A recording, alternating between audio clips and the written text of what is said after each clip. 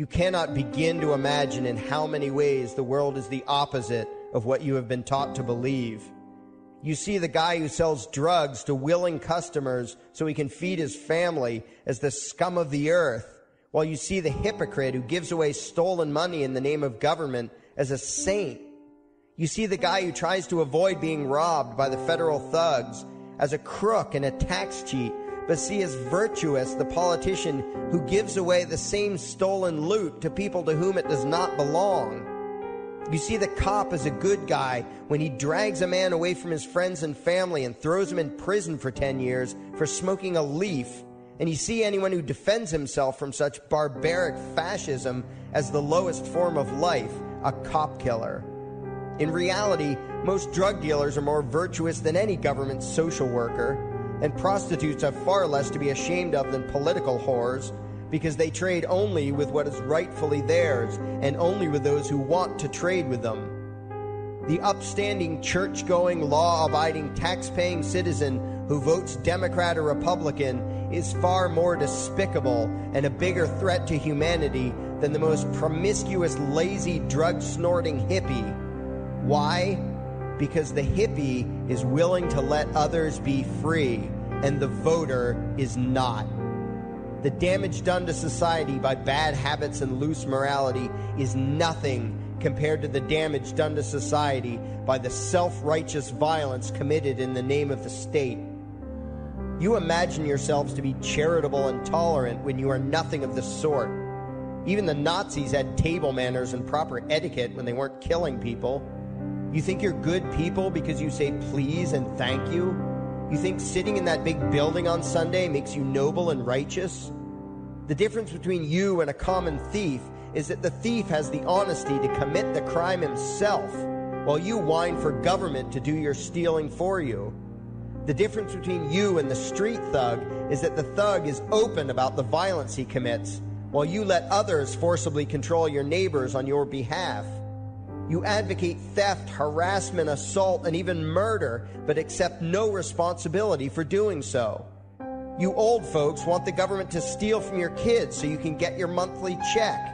You parents want all your neighbors to be robbed to pay for your kids' schooling. You all vote for whichever crook promises to steal money from other people to pay for what you want. You demand that those people who engage in behaviors you don't approve of be dragged off and locked up, but feel no guilt for the countless lives your whims have destroyed. You even call the government thugs your representatives, and yet you never take responsibility for the evil they commit. You proudly support the troops as they kill whomever the liars in D.C. tell them to kill, and you feel good about it. You call yourselves Christians or Jews or claim to follow some other religion, but the truth is what you call your religion is empty window dressing. What you truly worship, the God you really bow to, what you really believe in is the state. Thou shalt not steal, thou shalt not murder, unless you can do it by way of government. Then it's just fine, isn't it? If you call it taxation and war, it stops being a sin, right?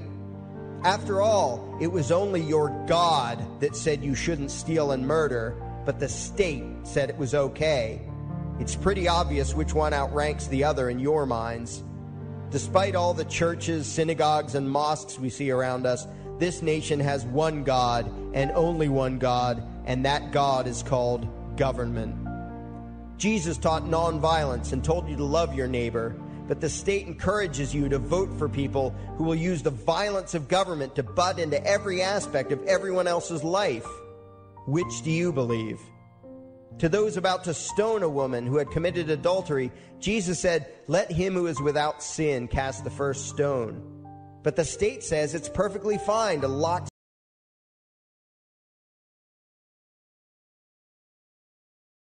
Do any of you think I really truly give a fuck? One fuck, even one, about being in a cornfield? No fucks to be given. Being surrounded by ears makes me feel popular in a world that hates me. No, I actually enjoy it. You know, it does aggravate, though, when you make known the fact that you are aware of such stuff around people, places, and things which would rather have you not know. You know, it's their manipulation of your resource is much easier when you are not aware that they are in fact manipulating your resource. Your thought energy is a resource. Your physical energy is a resource. The way you spend or don't spend their promissory notes, yes, that is another resource. And when you become knowledgeable of the fact that almost every step of your way is manipulated, it makes them nervous. They, for lack of a better way of putting it, they perceive that they are losing control over you, and it really aggravates their systems. You know, oftentimes I've said that a person, or so-called person, or a being, or a machine, or whatever the fuck we describe some of the instances and the things behind the instances in our lives. I said that they're almost like they're scripted. It's like they've acted according to a script, according to a prearranged pattern. More and more, it's not as if they're following a script per se, but they know that their actions, their words, are being monitored. So they act as though, well, they act, you know, with the knowledge that they're in fact being monitored. Sneaky fuckers. Sneaky fuckers. Luckily for myself, we do have technology today. We've always had technology, but more so, we are able to use some of their own technology against them. Everyone's got a smartphone or has access to a smartphone, or most people do. There's a whole plethora of applications on these smartphones and ways in which you can use these applications to do a myriad of things.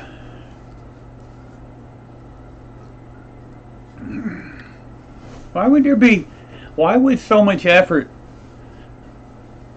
be expended to surveil myself and others like me? I've never really gotten that. I can't get over that. I mean, they just put an awful lot of efforts where there's none needed.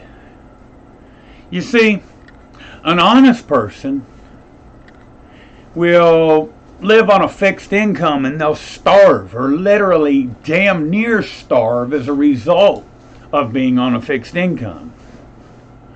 Whereas a dishonest person will be on a fixed income, but will also be working a job and will also be doing things to ascertain additional funds on the side, just so that they can have more. Their greed won't allow them to do without. The point, I'm not gonna change or alter my persona, who I am, what I am. I'm not gonna make any changes to pacify anything. If there's something you want to know from me, just ask. I'm going to tell you the same thing to your face that I'm going to tell you behind your back.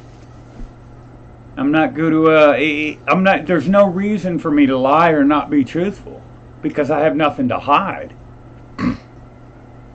You know, you want to know something, just ask. You don't have to be sneaky, sneak up behind my back, and try to listen when I don't think that you're there, because, hey, I'm not going to alter my words or persona for anyone or anything. There's just no point in that.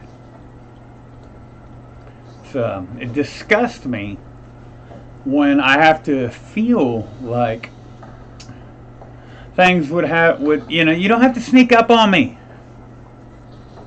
You don't have to hide. You don't have to hide in the shadows with the hopes that I'm going to alter my words, alter my actions. I'm not going to do any of that. I know most of this doesn't need said, but then again, some of it does.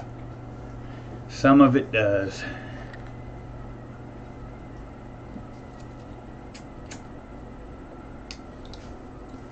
I'm not pagan. I do not engage in Saturnalia worship. I'm not going to be against any Luciferians, any Satanists in their Christmas holiday, or I'm not going to try to alter their Christmas holiday, but at the same time, I just don't want to fucking hear about it. It's bad enough that those of us that prefer to restrain ourselves from having to participate in that shit, it's bad enough that we've got to have it crammed down our throat. But don't think because you're going through something in a holiday that you support that the rest of the world has to. Give a fuck about your so-called Christmas holiday. You want to engage in shit like that, engage in it. But that doesn't mean I'm going to. And I'm very certain a lot of this message might not be well received, and it probably won't be received by the ones it's meant for. I got to use whatever tools and whatever venues are at my disposal. Unfortunately, that means that sometimes things will get heard by people it's not intended for, by systems it's not intended for, and for that, apologies. For the rest of you, you know who I'm talking to, and you know why I'm talking and what I'm talking about. First, my house has got all kind of crazy, creepy, fucking electronic shit in it. I was up pretty late. I found a couple cameras that should not exist, but they did. I also went outside, and when you know that out by the chicken coop, there was things that, I guess there must be bird watchers in the neighborhood. There must be people that sincerely love my chickens as much as I do. That's the only reason I could figure that there would be devices that would want to record my chickens. I mean, I don't know. When I came forth with this evidences, it wasn't just using an app that helped me detect electromagnetic frequencies. It wasn't just using apps that allowed me to realize that frequencies existed where they shouldn't.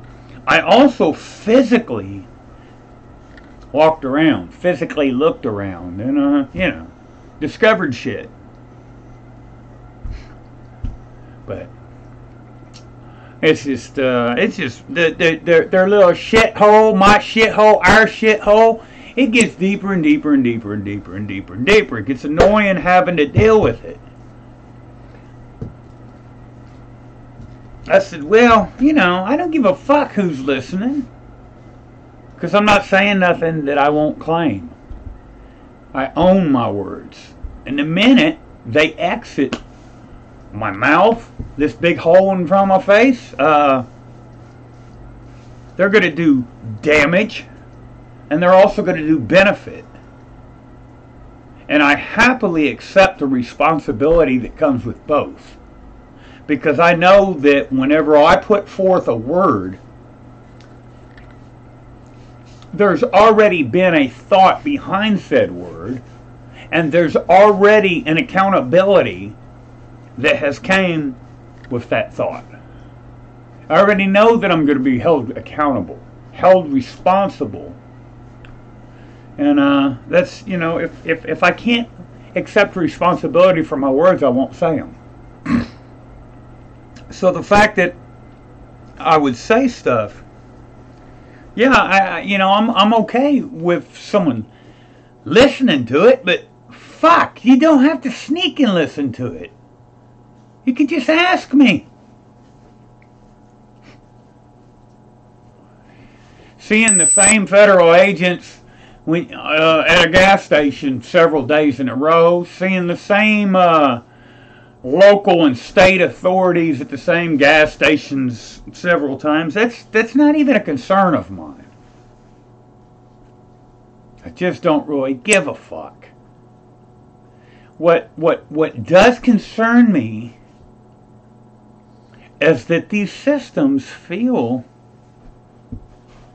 that they need to hide. I'm not going to say nothing that I can't accept responsibility for. Nothing. If you're a nuisance to me, then I will make every effort possible to minimize the damages that I incur. If you're a threat to me, I'm going to try to take you the fuck out, plain and simple. And I don't care who you are, what you are, why you are, where you are, if you are. It's just the way I am. But that being said, I'm gonna be the exact same person in your face as I am behind your back.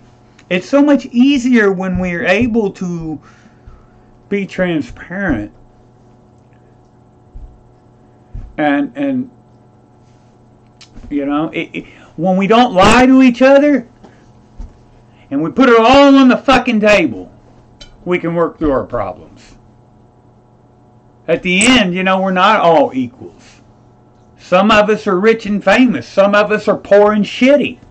Some of us are hungry. Some of us are well fed. And it's so much fucking easier when we don't have to conceal. You don't have shit to cover up. You're less bullshit to cover up. That's exactly right. And it's easier to cover up your bullshit when you're not having to worry if you missed some of it or not.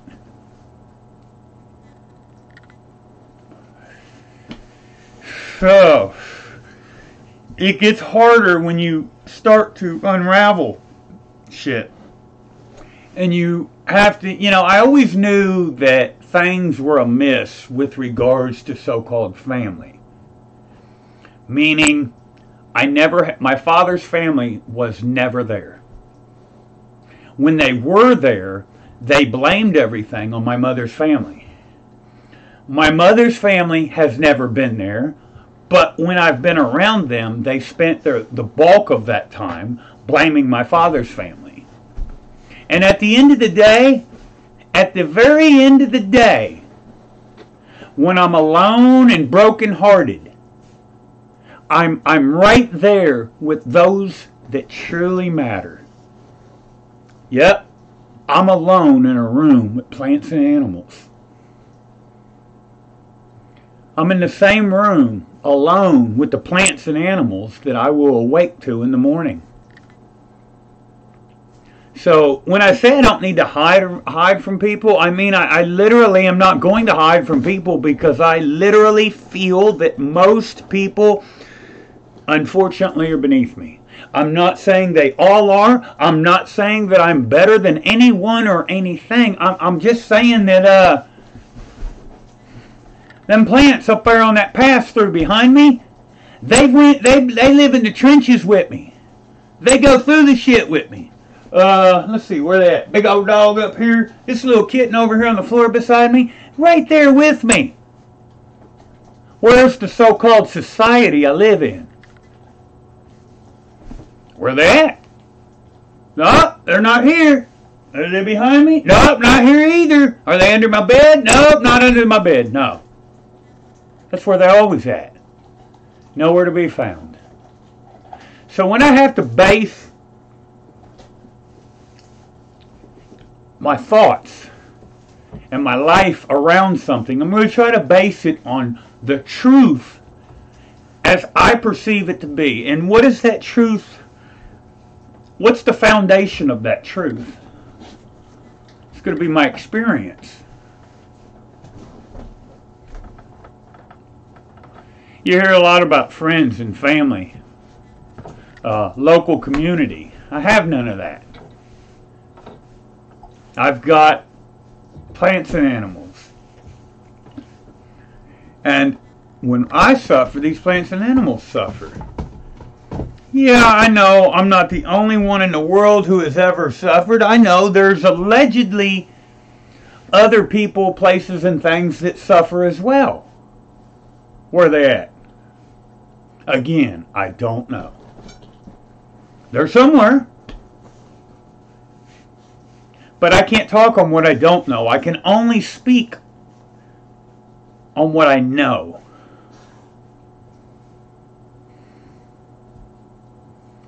Let's see. And I also find, a lot of things that I find that are odd in my world. My light bill last month, for instance. My light bill last month was $161. My light bill this month, $241. Now, normally, you would expect in a month that you used more heat, and your heat consisting of an electric source, your bill would go up. However, I point out, I really haven't been around much this month. Much of this month I've been in the woods. I've not had any grow lights on. So I've not used more electricity. I've not been here, so I've not used more heat. Yet my light bill's double. Magic, I guess. Magic. I don't care about most of these things. They are things that concern me. Not concern me like concern as in pose an issue for my mind or my body or my spirit, but things that make you go, Just things I wonder about. Oh, that was rude. Apologies, folks. Seems like one of them cats are... It's just been odd here lately, Very odd. And the more I talk about it, the more I bring to the light things that are amiss, the more agitated these things become.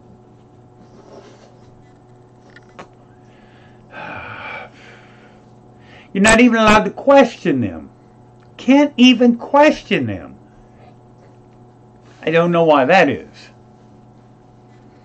Why can we not have questions? Why can we not have an open dialogue about the things that puzzle us most? I told someone the other day that I think that our most recent history, I've been looking into this Tartary research and other things as well. And it's just like our history, it just doesn't make sense to me. Asking questions I had never asked. I was looking at a photograph today, online of course, but I was looking at a photograph from, from St. Petersburg, and it was a big city, and the person that was displaying the photograph pointed out, it's like there's all these cities that nobody lived in. It's like we were taken and put into cities, big cities, that already existed. It's like they were, think of them like ghost towns. They were already there. They already had buildings. They already had infrastructure. They already had, they were already built, but they were not inhabited. For how long? I don't know. I don't know shit. But we were all of a sudden taken and put into these places. Now that person pointed out, for the sake of argument, that they were like, well, okay, so you got a photograph from the winter from St. Petersburg. You got this city. Where's all the smoke? Smoke meaning from the fires, from the fireplaces, from the chimneys. How would there be not one fire going in all of St. Petersburg in the middle of fucking winter? It just doesn't make sense. Now, I'm not saying that I know anything. It's just a question. How would there be no fire? How would there be no, and if there were fires, how would there be no smoke? Does this mean there were no, that St. Petersburg had some supplemental source of heating that did not require fire? Who knows? Maybe they had fucking electric in the 17, 16, 1500s. I don't know. I should be allowed to wonder. Or another good one that someone points out, when we look into like Peruvian fucking cultures, we look into the Incas. What kind of tools did they use exactly? What kind of tools did they have? And where are those tools now? I've often felt like they drilled their holes using vibration. That's not new to me. That's an idea that myself and others have had, that they could drill a hole, but whereas we drill kind of a primitive way. We've got a drill, it's got a bit, the bit spins around. As it spins around, it creates friction. That friction's able to break down whatever the material is we drill a hole. Primitive. It works, we use it, okay. But moving forward, if you were a technologically advanced species, there are better ways to drill a hole. Perhaps using sound. Perhaps using other types of energy. And when you pose these questions, and you're viciously attacked, it does make you wonder if you're on the right track. What is it that's being insulted by my having the audacity to raise question? And what is it that I should do instead of question? Is status quo acceptable? If the status quo of today's society is acceptable, then I will shut the fuck up and crawl back under my rock. But from my perception, as limited of a perception as that may be, status quo is not acceptable by any stretch of the imagination. What we can't feed the hungry. And when we ask why we can't feed the hungry, we are instead beaten and thrown up under a bus. It just doesn't seem credible. It just doesn't seem right that we're not allowed to question anything. I just don't know how we got to be in this position. Oh, I've had a very rough day. I was woke up early. I've not been able to eat all day. I'm still not in a position where I can eat. Even in my own home, I'm unable to eat. But it's okay. It's okay. It's all coming to a head, folks. All coming to a head. And it will not be like this continuously. If you do not have a plan, you're most definitely a part of someone else's plan. And being the sharp guy I was, I knew long ago that I wasn't welcome here. Contingencies were put in place, and I don't go. I'm just I'm aggravated today. Yeah, you can't say hungry. You can't say, there's little that you can say. I don't know. I had an instance earlier where the phone rang and they ran and hid on the phone. And all I did was said, well, who's on the phone? And all hell broke loose. And then when I question further, well, fuck. If it was as simple as that, then why the animosity? Why the hatred? Why the fucking discontent at my asking of who's on the phone? It got worse. And now I'm back to my typical, my normal, my status quo. Alone with some plants and animals, which I don't mind it. Hey, I love the plants and animals.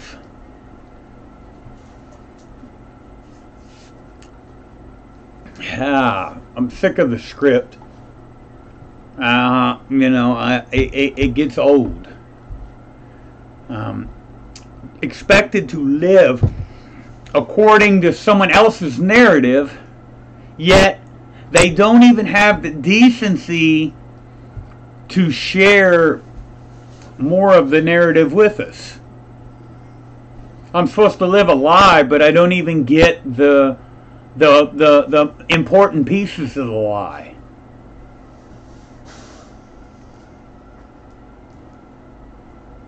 Yeah. And last week I was absent most of the week. And so I had my thinking cap on, and I set up OBS, and I had OBS attached to its very own hard drive, an empty hard drive, and I basically let OBS Studio run and record for a week. And then we go back through the process of trying to play back the video, and it picks up a lot of weird audio. Weird audio. And I said, hey, who's this other voice? It's obviously you and whoever or whatever this is.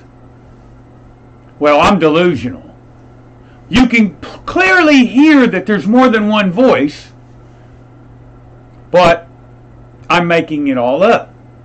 I'm delusional. I'm crazy. I've got schizophrenia. I've got Asperger's syndrome. I'm a drug addict. I'm a faggot. I'm a piece of fucking shit. I'm a dumb goy. I got called a plethora of other names that are really not YouTube worthy. And my point is still my point. Well, if all of that is true, why is it that there's more than one voice? Who is the other voice? And more dancing, and that's all I got. That's the best that I got for my efforts with dance around the issue. It's getting harder to discern whether or not the people in the immediate circle are even friendly or foe. I've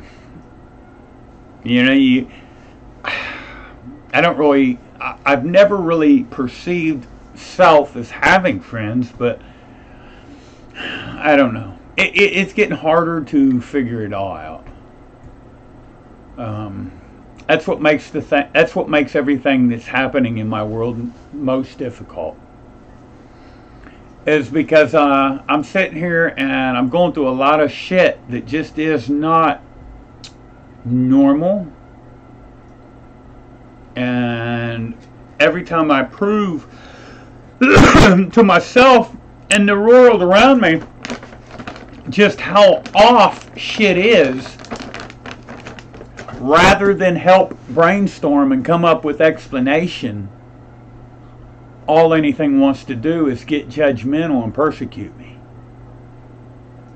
And this includes society. This includes so-called authority figures. This includes family. This includes friends. This includes neighbors. When I had hurt my eye week before last, and I asked my neighbor to use his phone, he got this blank stare on his face. And he said, what phone? I said, the phone that you're holding in your hand, buddy, can I use that phone? He said, yeah, sure. Are you going to make a phone call? Yes. May I please use the phone? He says, well, what number are you trying to dial? I said, 865.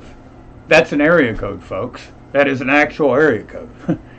I said, 865-336. He says, 459-274? I said, no, man. And it was like, what the fuck? We played this little game 4 or 5 times, and finally I said, can I not just use the phone? I'll give it back to you when I'm done. He looks at me, and you know what he says? Do you mean you want to use the phone? By this time, I didn't, I don't know what come over him. I don't know. It's almost, it's making me wonder how many of the people that are in our lives consist of actual people. Are they real? Are they even people at all?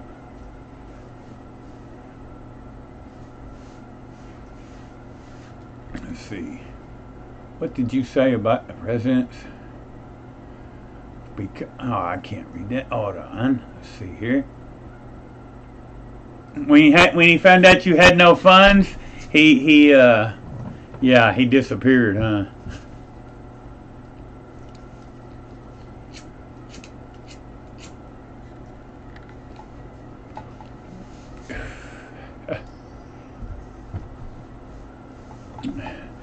Again, it gets even weirder, Perth. I reformatted the hard drive on the computer that I'm currently using. Completely formatted this hard drive. I put a brand new copy of Windows on it. I did this myself. No one had used this computer prior. Period. I had a video that I thought had went to the video folder. I go to open up the folder, it says access is denied. Someone's got an administrator password I wasn't considered the administrator. And the problem with shit like that is there's no way it can be made up. It's not possible. It's real. And so much of the things that are going on in the world are real. It's not a dramatization. It's not a fucking it's not imagination. It's not a belief. It's not an opinion. The shit's fucking real.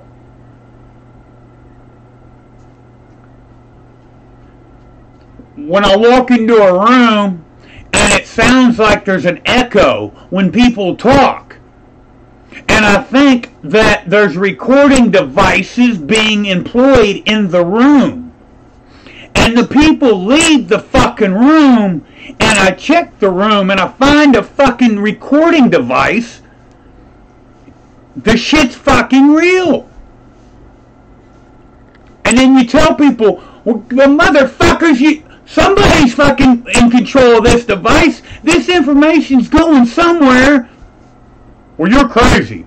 Yes, it sounded like there was an echo. Yes, somebody was recording your conversation. But the fact that you would mention someone was secretly recording your conversation, well, that's just plain delusional. That doesn't make no fucking sense. It don't make no sense. It doesn't make sense. It's not logical. I don't know how to address it just yet. Ain't started killing motherfuckers, you'll know, because if or when the time comes I start killing people, I ain't gonna quit. Yeah, that's what I did. That is what I did. I've got apps for that, Perth. We have smartphones. We can take little smartphones. I've even got an app that will allow me to detect in a dark room the presence of an infrared camera. So when I go through this process and I find this shit, it's not paranoia. It would be paranoia when I scanned the room for bugs and I found none. That would be paranoia. But when you find the bugs, yes, that's paranoia. That's no longer paranoia. That's fucking legitimate fucking shit. It's fucking weird. But you can't mention it. You run people, places, and things off when you mention that. They don't like it. That's why I question, are the people, or so-called people, in our lives truly people? They don't have to be. They could be a lot of things. This one app is real cool. The one specific app, and it's available on the Android marketplace. And that app, it's got a pretty good review, and it's called the Hidden Spy Detector. That's the one that has allows you the ability to check for infrared cameras. It's pretty cool. It is really pretty cool. It doesn't do much, but it does get me into a close proximity to a device. You still physically have to look for the device. I wouldn't even be mentioning this had I not already done that stuff. This is fucked up. It's just fucked up that we have to live in a world that people do that, and that people feel the need to do things like that. Let's see here. What did that say here? Okay. I'd look for something else. I think I'm going to go back here and I'm going to hit this play. We'll get listen to the rest of this video because it's a good one. It's only got a few minutes left in it. Someone up if they do something you find distasteful, such as prostitution. Which do you believe? The Christian God says, "Thou shalt not covet," but coveting is the lifeblood of the beast that is the state. You are taught to resent, despise, and hate anyone who has anything you don't have. You clamor for the state to tear other people down, steal their property, and give it to you. And you call that fairness.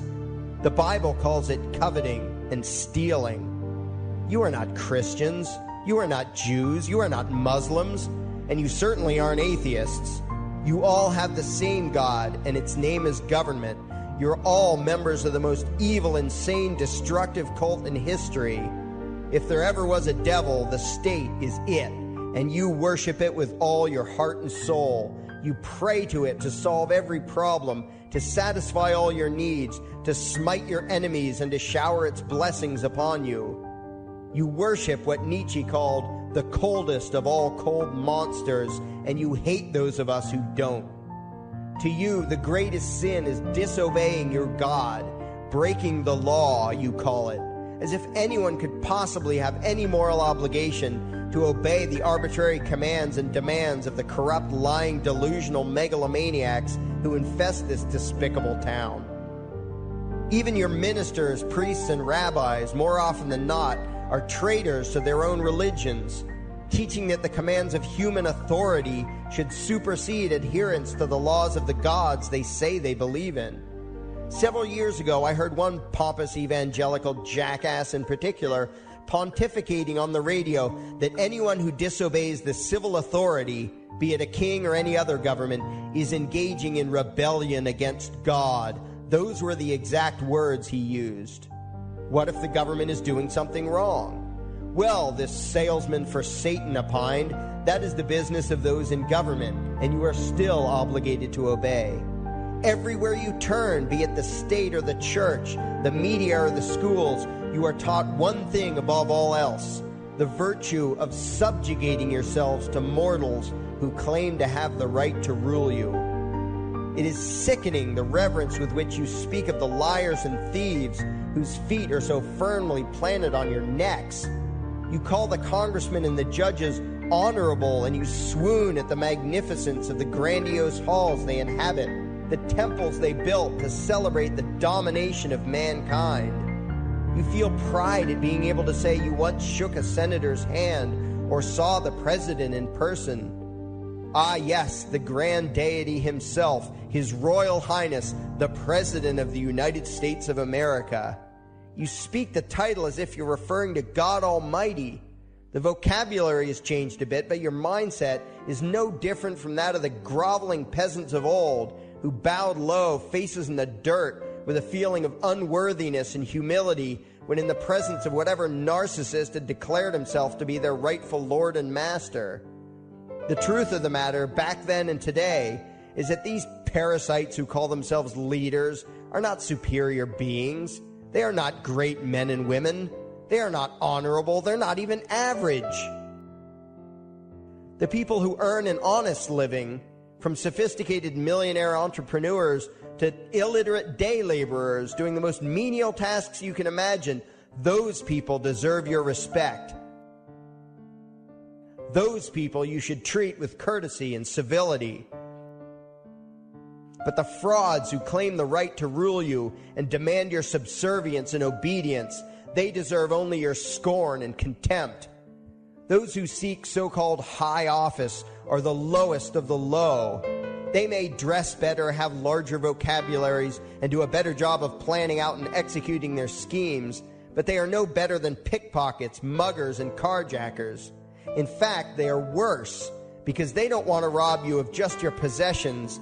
They want to rob you of your very humanity, deprive you of your free will, by slowly leeching away your ability to think, to judge, to act, reducing you to slaves in both body and mind. And still you persist in calling them leaders. Leaders? Where is it that you think you're going exactly that would require you to have a leader? If you just live your own life and mind your own damn business, exercising your own talents, pursuing your own dreams, striving to be what you believe you should be, what possible use would you have for a leader? Do you ever actually think about the words that you hear, the words that you repeat? You parrot oxymoronic terms such as the leader of the free world, even pretending for a moment that there is some huge journey or some giant battle that everyone in the entire nation is undertaking together that would require a leader. Why would you ever think, even for a moment, that the crooks that infest this town are the sort of people you should listen to or emulate or follow anywhere? Somewhere inside your mostly dormant brains, you know full well that politicians are all corrupt liars and thieves, opportunistic con men, exploiters, and fearmongers. You know all this, and yet you still speak as if you are the ones who are the stupid, vicious animals, while the politicians are the great, wise role models, teachers, and leaders without whom civilization could not exist. You think these crooks are the ones who make civilization possible? What belief could be more absurd? Yet when they do their pseudo-religious rituals, deciding how to control you this week, you still call it law, and continue to treat their arbitrary demands as if they were moral decrees from the gods that no decent person would ever consider disobeying. You have become so thoroughly indoctrinated into the cult of state worship that you are truly shocked when the occasional sane person states the bleeding obvious. The mere fact that the political crooks wrote something down and declared their threats to be law does not mean that any human being anywhere has the slightest moral obligation to obey.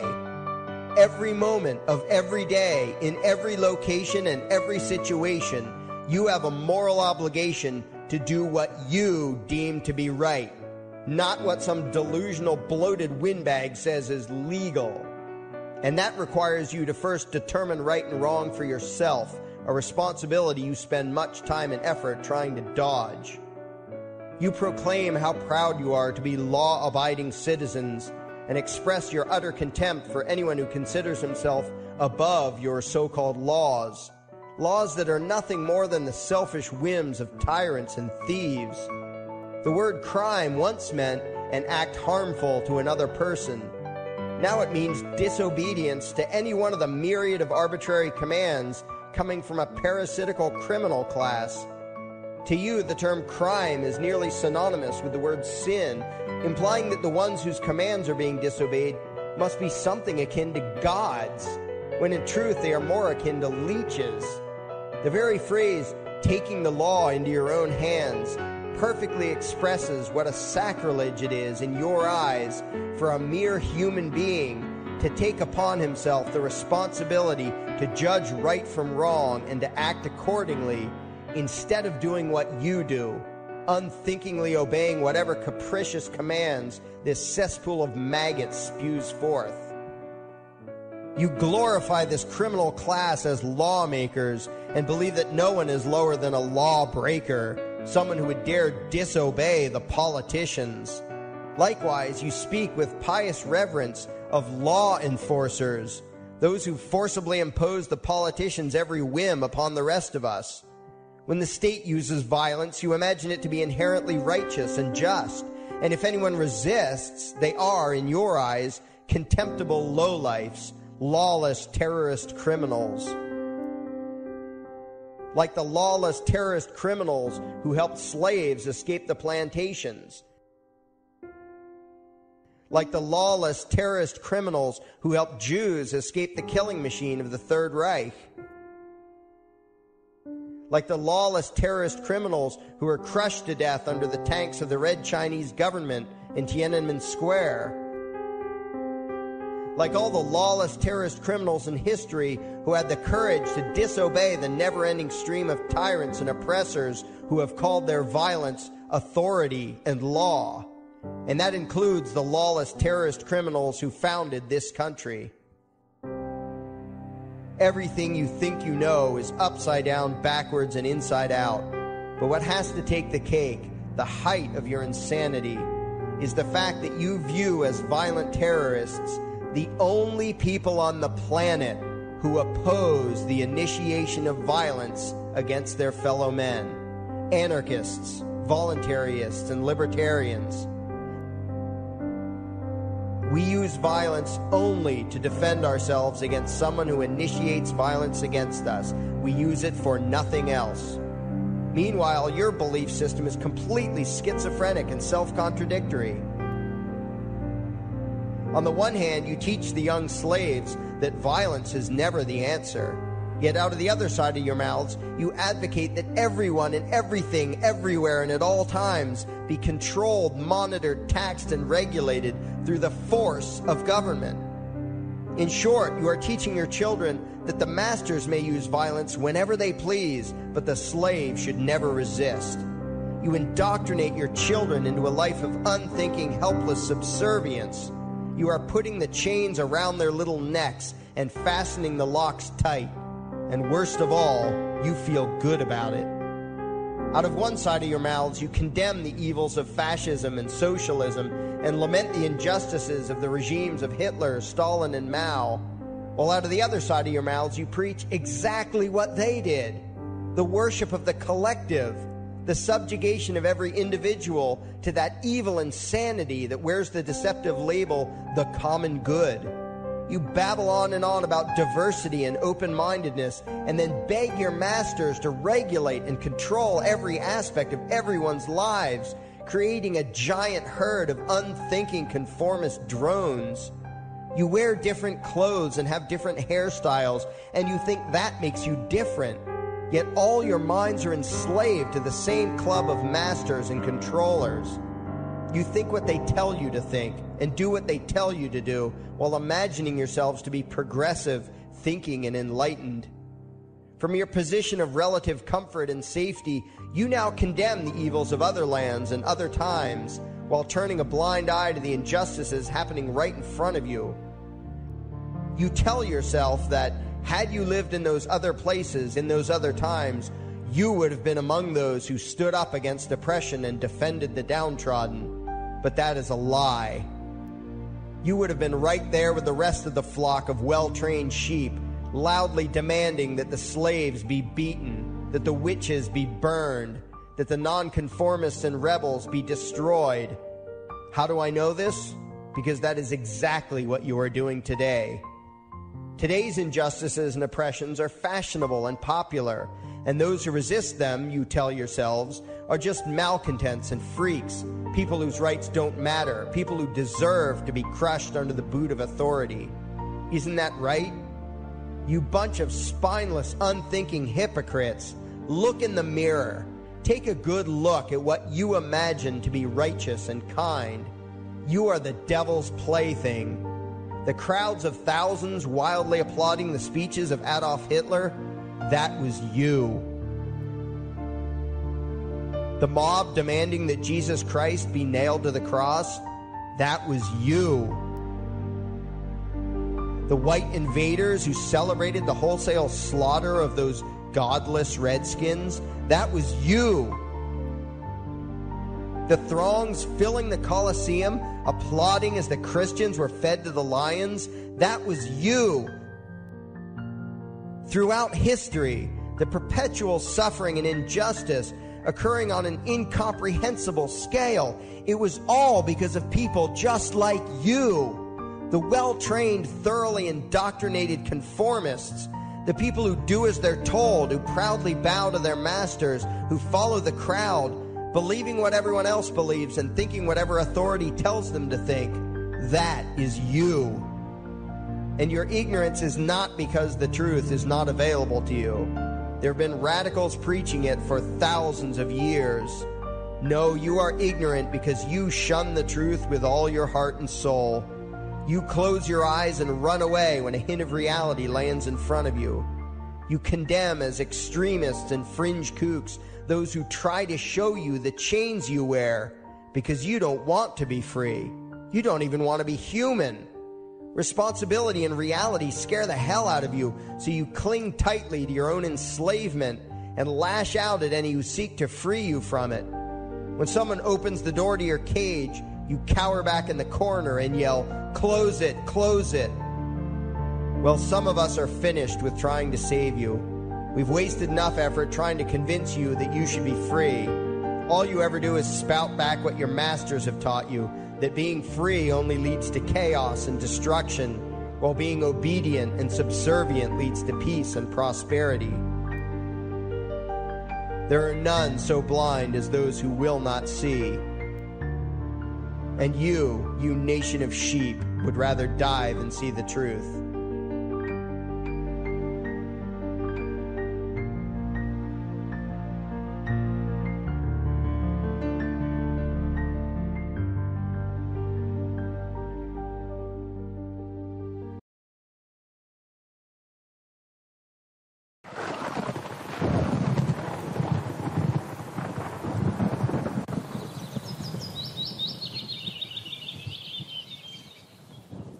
Moi. The love and respect that I have for your comments, emails, messages, links brought me to the creation of an interesting debate. Let's talk a bit more about Staged series. On the screen at this moment, you can appreciate an 1838 photograph of the amazing city of Paris. It is actually the first photo ever taken of a city. Many of the viewers point out that in those times the camera could delay various minutes before capturing the image. Therefore, humans, horses, trolley boats couldn't be photographed due to their movements. First of all, the images that we have presented in the first part of this video were mostly belonging to the 1860s, 50s or 70s, and very few earlier than 1850s. Therefore, the technology of the cameras was already much superior than in 1838. Just look at the quality of these 1860s photographs of St. Petersburg and compare them with the end of 1830s and beginning of 1840s. Therefore, there was no longer such extended amount of time for the camera to capture the image. But that's absolutely not the main point. We will come back to the vanishing people in a moment. The main points are many. The channel of a friend called Ziggy Dan points out, as many others did, the lack of smoke from the house's chimneys. On the screen you can observe an 1850s picture of Reykjavik, capital of the spectacular Iceland. As we can see, the smoke could be captured by the camera. There is no reason to believe that due to this delay in capturing the image, also the smoke would have vanished. But I know the answer. It was summer. Fine. So what about cooking? It was after lunch. At this point the situation becomes pathetic, and to close once and for all this subject, I will add. In Finland, we have the tradition of sauna. We wash ourselves in or after taking a sauna, which we consume at any hour of the day. So, where is the smoke? On the screen, you can appreciate a drawing belonging to the last decade of 1800, clearly proving that also in those times people were indeed taking a sauna. Where is the smoke? Maybe not many of the viewers have noticed it, where Finland is located in the world. Even in the middle of the summer, when the winds come from the north, temperature can drop several degrees in few hours. Therefore, even in the middle of the summer, we need to keep the fireplace on during the day. Where is the smoke? But I take the occasion to present you a very interesting piece of the puzzle related to the possibility of those series being staged, brought to our attention by the channel Conspiracy R Us. Let's listen. Another palace, I thought, okay, let's take a look at the Winter Palace in St. Petersburg. And for a long time, the only kind of heating at the Palace of Versailles were stoves, fireplaces, and small taganki. I don't know what that is. Okay, I had to translate this document from Russian to English, so a little could be lost in translation here. But okay, so for the European climate, luxurious fireplaces as sources of heat were quite suitable, but they could not heat the huge halls in severe St. Petersburg winters. During the frosty days in the halls of the Winter Palace, it was so cold that it served as an excuse for canceling court events. For example, on December the 27th, 1779, a ball was canceled in the Winter Palace on occasion of a great cold. So, St. Petersburg also appears to have issues with heat, especially obviously in the winter. And I'm not going to go too deep into all the issues and the different heating systems they had. I just want to briefly touch on the point that there were issues from people trying to stay warm at both palaces in the wintertime. So what the channel Conspiracy Us was pointing out in his awesome video Climate Change 1700 Style is that the main buildings and palaces weren't designed for the winter. Not only in St. Petersburg, but everywhere in the northern countries. Even churches in Russia weren't constructed having some kind of heating system incorporated in them. What, they were not chilly in those times? How can it be that a city with a winter as St. Petersburg has issues with heating the palaces? Sounds pretty theater to me. But people were moving, the camera take time to shot the photographs, so humans were vanishing due to their movements. To start, why some were disappearing and others no? What, they were ugly? Why some crowds in earlier picture are captured, but other crowds couldn't be photographed in later images? But better questions. Why in those pictures you can count only 2 or 3 trucks of trolley or cabs or buggies printed in the ground? Why there are no trolleys or cabs or buggies parked on the side of the road? Everybody moving. And what about horse shit? In the street, I mean, not the one written in our history books. In those times, people were using horses and donkeys to move around. Where is their shit? Moving. And what about garbage? We have all of these stories of the great stink and total lack of recuperation of trash, but in the pictures, everything perfectly clean. Actually, I will stop for a few seconds on this topic of the waste management in those times, because the channel Conspiracy Us just came out with another very important piece of the puzzle. Let's listen. There are these photos, right, from 1861, I believe, and the streets of St. Petersburg are completely empty.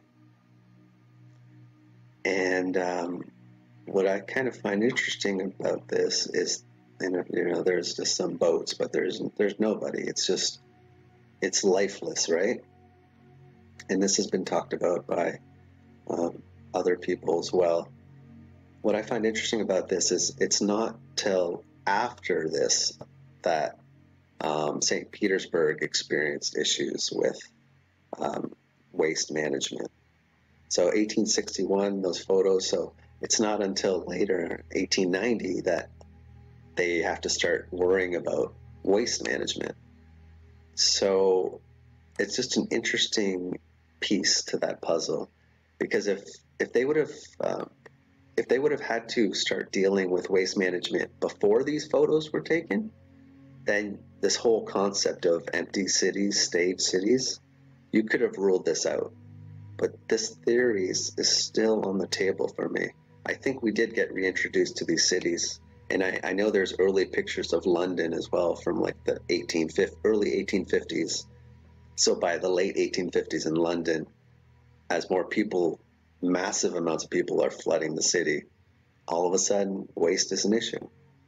I personally think that the idea that a city the size of the one that we can appreciate on the screen does not have issues with waste management in 1860s, 70s, 80s, and all of a sudden it became a priority in 1890s, can lead us to the conclusion that the city was progressively repopulated or simply populated. I strongly encourage the viewer to watch the video about this obviously staged lack of sanitation system in old palaces and buildings that I posted in a playlist, and the link is in the description, to have more proof that there is something deeply wrong with those cities and wonderful structures.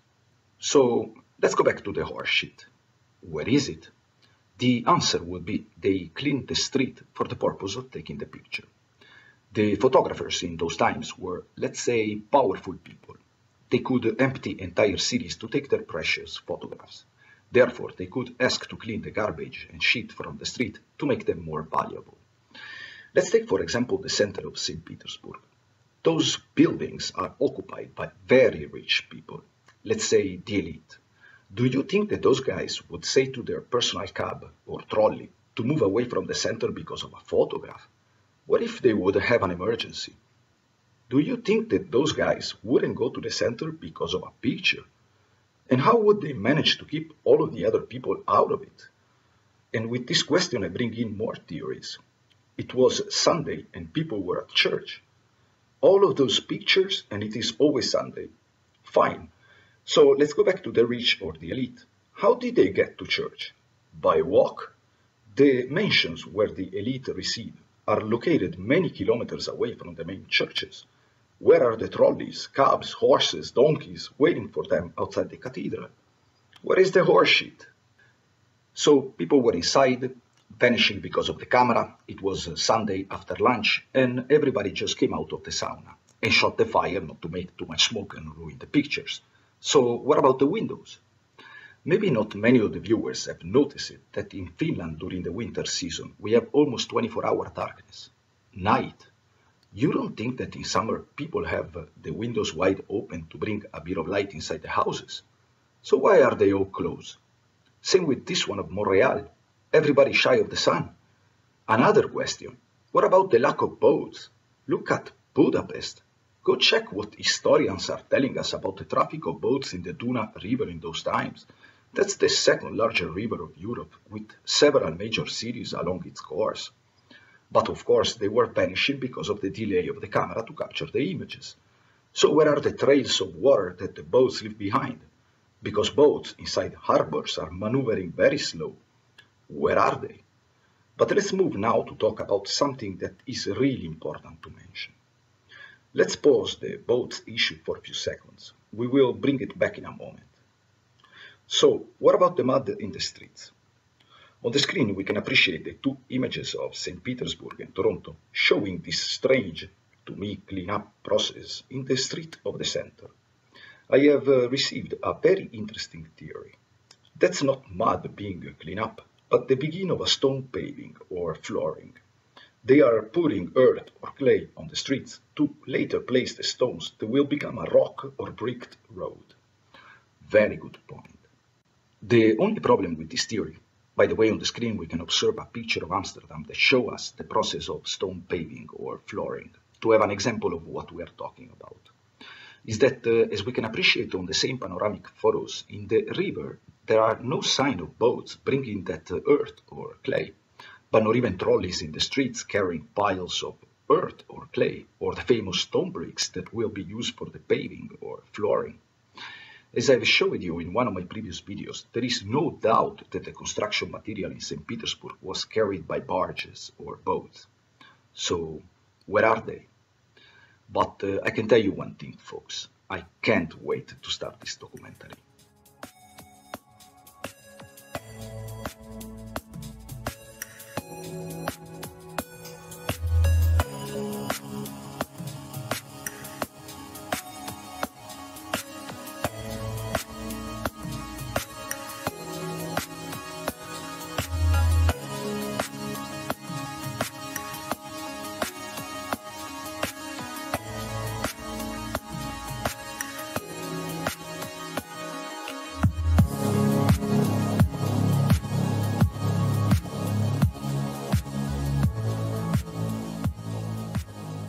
Having lost completely trust in all of the educational institution and with the need for answer about the various obvious questions that I will present you in this and the other videos that will be part of this staged reality episode, I feel obliged to create not only a classroom, but an entire school of expert researchers on those issues.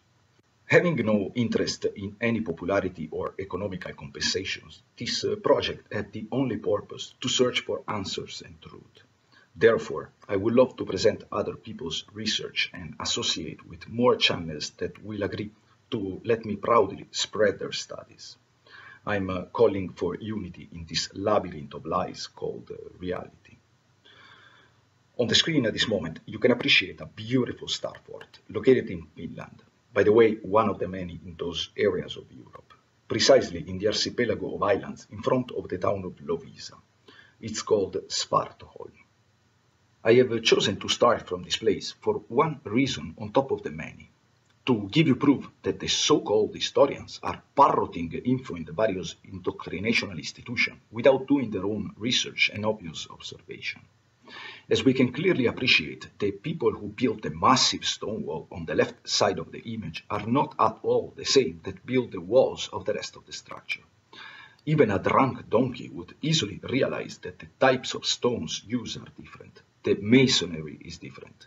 The size of the blocks is not even comparable. Just look at the size of this monstrous wall and look at the rest of the structure. No comment. So let's start with the official history behind its creation. On the screen you can contemplate an illustration, which is the foundation of the claiming of the historians to educate us about the date and blueprint of the construction of the starport. The first drawing is showing us a plan of the structure created, supposedly, in 1740 by Ernst Ward. Keep an eye on the bay that is visible on the left side of the image. The second drawing, which belongs to 1750, 10 years after the blueprint, yep, it's showing us the supposed starfort under construction. Actually, nope, because no construction site are depicted. But anyway, let's say half-built. To me, it is very evident that it has been excavated, not built. Why? If we observe the center of the drawing, we can appreciate a large building, let's say a big house. It is located just in front of the upper right corner of the starfort. As you can clearly see, the building is higher than the corner wall of the structure. It is very evident that the wall of the starfort goes under that house. And if you look at the full illustration, you can observe that the signs of the structure being excavated and not built are all over. But let's move to the bottom drawing with clear date 1778. As you can clearly observe, the bay that was located on the left side of the illustration is now gone, or let's say was buried. So where is the earth or clay used to bury it coming from? Please don't tell me that they brought it to the island by boat. But after having the belly full of knowledge from that illustration, let's go examine the structure itself. Everything looks totally buried in mud or clay. And as we can see on this picture, there are ruins sticking out from the ground.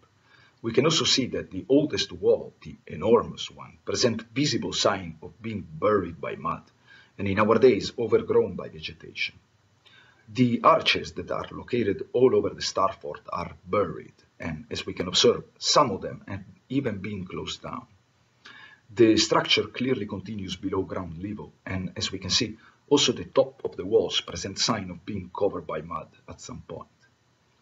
This image is really interesting because it's showing us the composition of the earth or clay, which is visibly some kind of mud. And just to prove that this is not a local situation, on the screen you can observe that other starforts located in the north of Europe. This one is Daugaspils in Latvia. Again, we can clearly contemplate its buried appearance. This one is the Taavetti starfort, located in the east of Finland. Same scenario, totally covered by mud. This one is a very interesting starfort, also located in the south of Finland. It is actually one of the largest starforts built on an island in Europe, and as we can appreciate, mud all over. By the way, I had the honor in my life to visit many starforts around the world, and even if their dates of construction were separated by gaps of few centuries, I couldn't really observe any major differences in erosion of the structure to support such extended period of time, and I would like to add that also the thickness of the mud or earth that covers them looks pretty much the same. But I will make an entire video about Starfort in the next part of the episode Ancient Swami, because I have a really interesting discovery to present you. So, let's continue. I'm not sure if I have already presented you this small question. Where is all of that mud or clay coming from? But what is really the mention is that when I was there, I was shocked to see so much mud everywhere, in particular covering walls, arches, ruins, and the historians, they haven't noticed it. Why there are no mention of the structure being buried in so recent time? In fact, if we bring back the illustration of the supposed construction of the starport, we can learn a very good point. If the structure was completed in 1778, actually in 1788 from other sources, so the mud that covered it has appeared after that date. But I can connect more dots. At the beginning, I've showed you that the actual starfort is built on top of something older, something much bigger. The proofs are in this enormous wall. Just look at the size of those blocks compared with a small tool house or whatever it is. No comments. But why I'm still talking about this place is because after understanding that it is built on top of a much stronger structure, I went to look in these northern European areas for similar walls, and do you remember the stone labyrinths that I presented you in one of my previous videos? Well, a large number of them are found in the Solovetsky Island archipelago of Russia, located in the Onega Bay of the White Sea. Well, the stone mazes are not the highlight of the archipelago, but this monastery. As we can contemplate in this really amazing structure, the lower part is composed of massive boulders, very similar in sizes, composition, and kind of tool marks to the Svartholm lower ones. So my first question was, are there any sign of mud or clay around the structure? Well, while researching these very intricate walk paths, just look at the perfection of the way that they fit together, I stumbled upon these images. As we can clearly observe, some construction site is visible along its walls, and if we zoom into it, we can clearly see that the building continues under the current ground level. And in this other image, we can observe an opening on the ground. Are those blocks that form the side of the cavity built recently, or they are part of the base of the building that is buried beneath it? At this point, we are starting to collect proofs that at some point after the 1788, something happened to this area of the world that buried in mud or clay those structures. But is it only in this area? What could have caused the mud to appear? Historians have the answer. That's not mud, donkey. Those are cultural layers. Wow, please teach me more.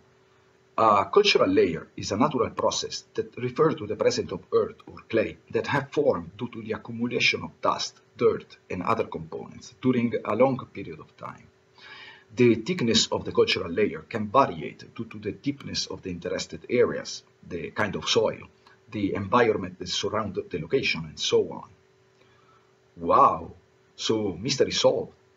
I can't wait to tell Sir Philippe that I found the answer. That's not mud flood, but cultural layers. Let's listen what our first research of the day think about this amazing discovery.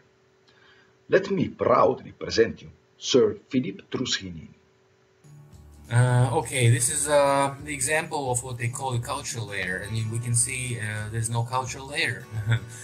We can see this is just a pile of different consistencies like mud, clay, soil.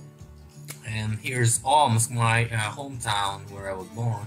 Some other examples of windows in the ground which are right now open due to the renovation of the building. I think there's no comments about this. Nobody would have done this on purpose. Probably it's just the mud slide which was performed by something, or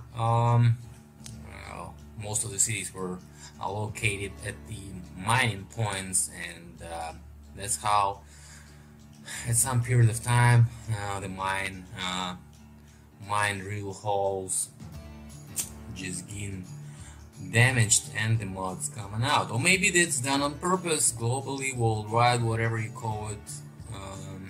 It could have been done like this, just to destroy the previous civilization and bury it in the ground.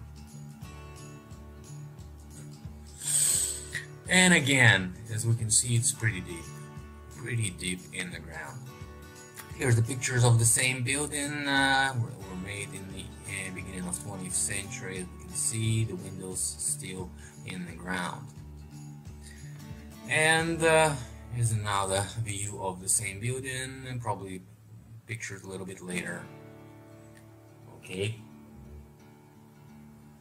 And we go into the famous picture that you probably seen and were pretty amazed of. This is France, and that picture got me pretty astonished, because I knew that France was also based on ruins, but not like this.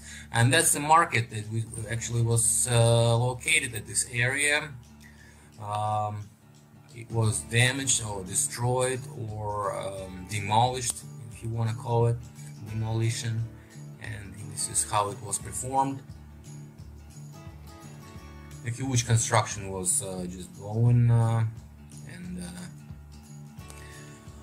we could have seen the site of this construction, demolition, construction.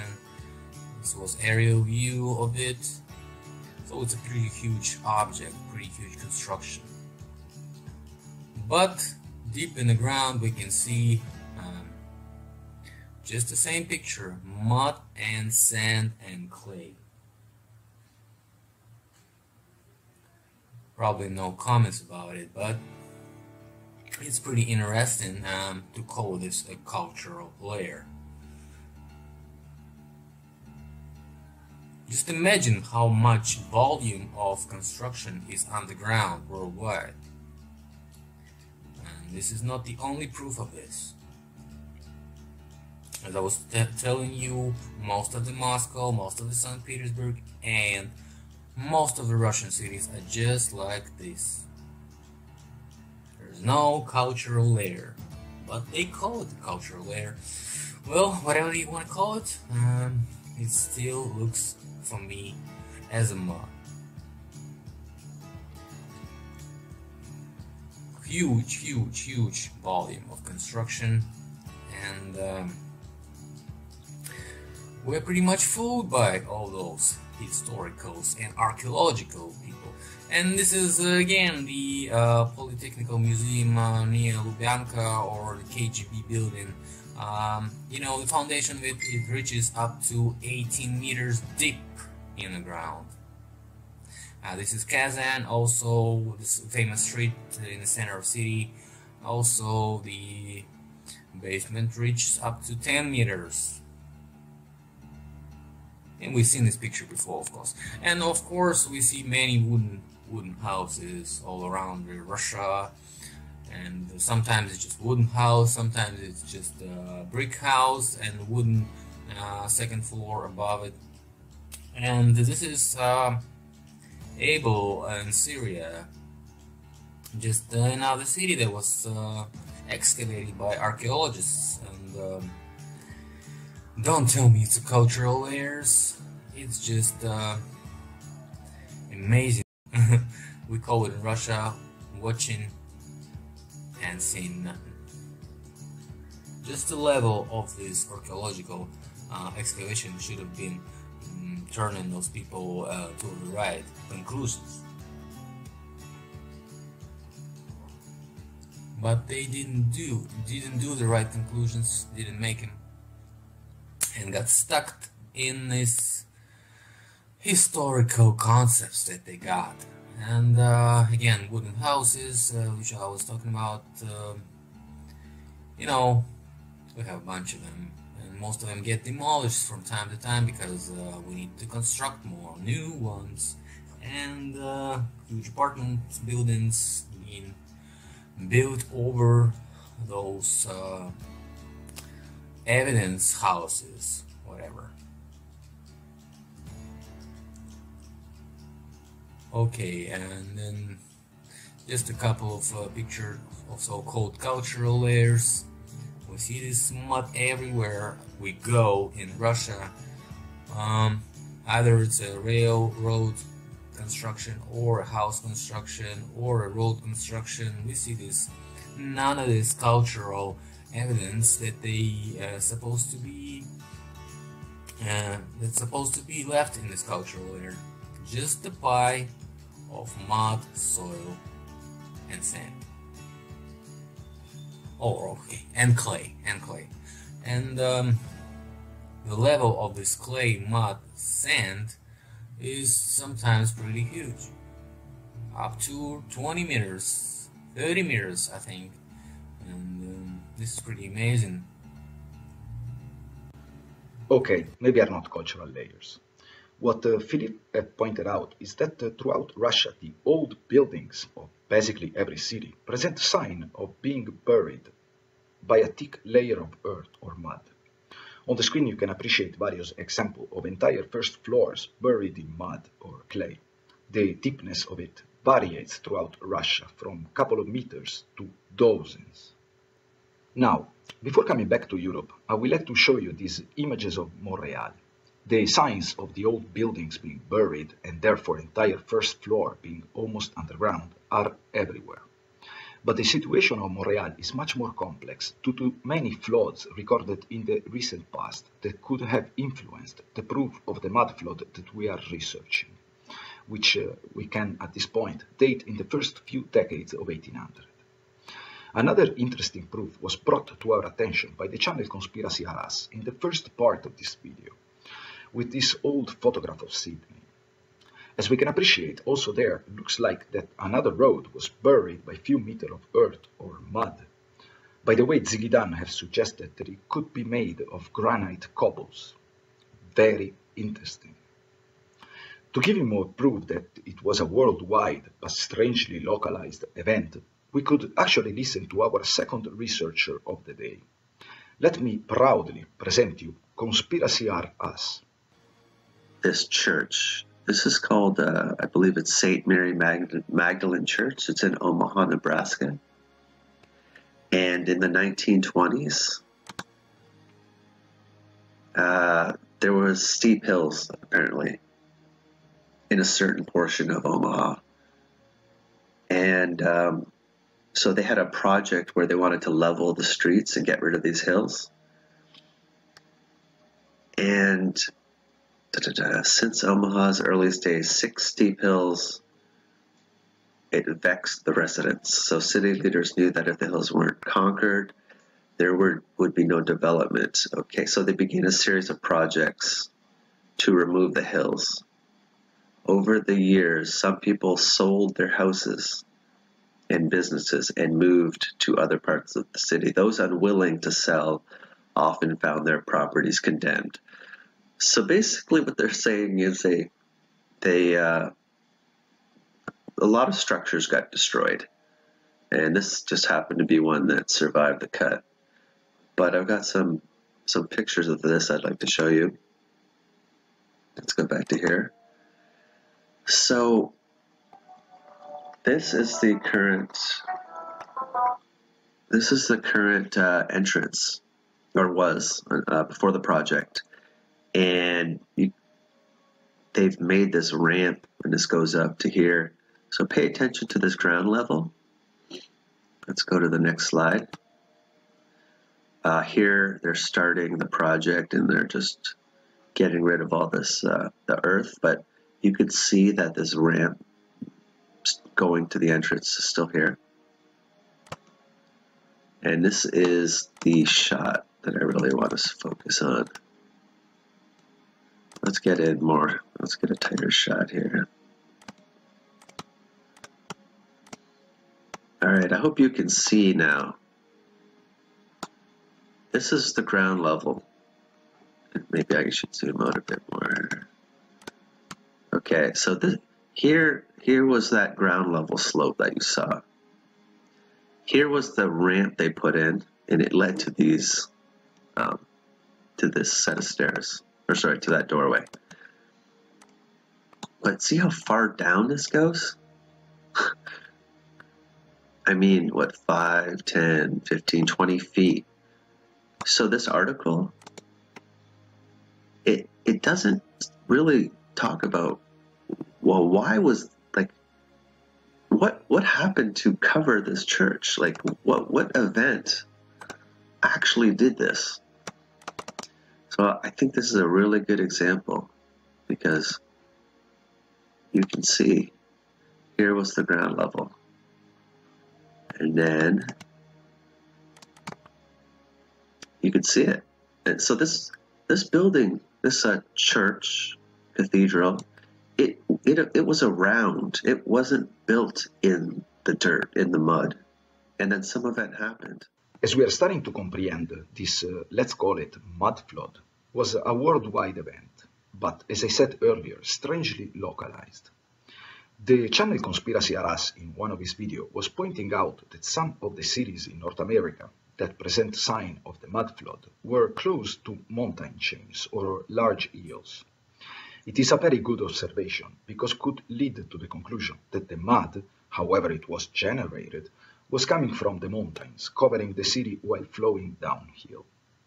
The problem is that it can't account for the areas that I'm researching. The south of Finland, Estonia, Latvia, do not present mountains or large hills in this geography. And I can say that either the area researched by Sir Philippe, which are not far from my location, show sign of the possibility of a mud flow flowing down from higher points, making this enigma more and more twisted. But wherever this mud came from, its flow must have been strangely slow, or not too strong to affect the stability of those buildings that otherwise would have obviously collapsed. But it's not the moment yet to take conclusion. Let's go back to Finland. As I already mentioned in one of my previous uploads, a few years ago, while digging in the center of the town of Porvoo, which is one of the oldest of the country, workers had uncovered, buried under a few meters of dirt or mud, an old wood road. As we can appreciate, the wood that composed the path is in very good condition and does not present any kind of process of rotting. And even if the kind of wood that composed the road is known to last for a long time, even underground, it can't remain in those almost perfect condition after 500 years. Therefore, whatever happened that covered that wood road is located very close in time. Very interesting are these two images courtesy of the New Earth channel. I'm not sure about the location in Russia of that buried wood road, but as we can observe, the condition of the wood and the thickness of the mud or clay match pretty well the Porvoo one. And talking about old roads buried in mud, these street walls were dug out in the center of the beautiful town of Arona, Italy. What people, they were not sweeping the streets in those times. But it's not only roads. Let's go back to Russia and listen an amazing work of translation from Philip Druzhinin.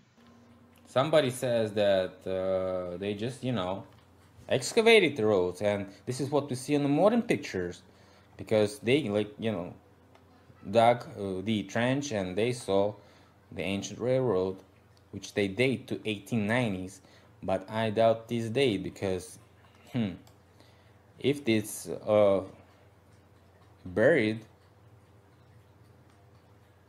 like this, it's supposed to be like 1790s, something like this, right? So 17th century, maybe 18th century, according to the official science that they say that 2 meters of depth gives us 200 years, right? So this is like 1.3, so it's like 130, so it's 1870. So why couldn't be 1860, 1850, 1840?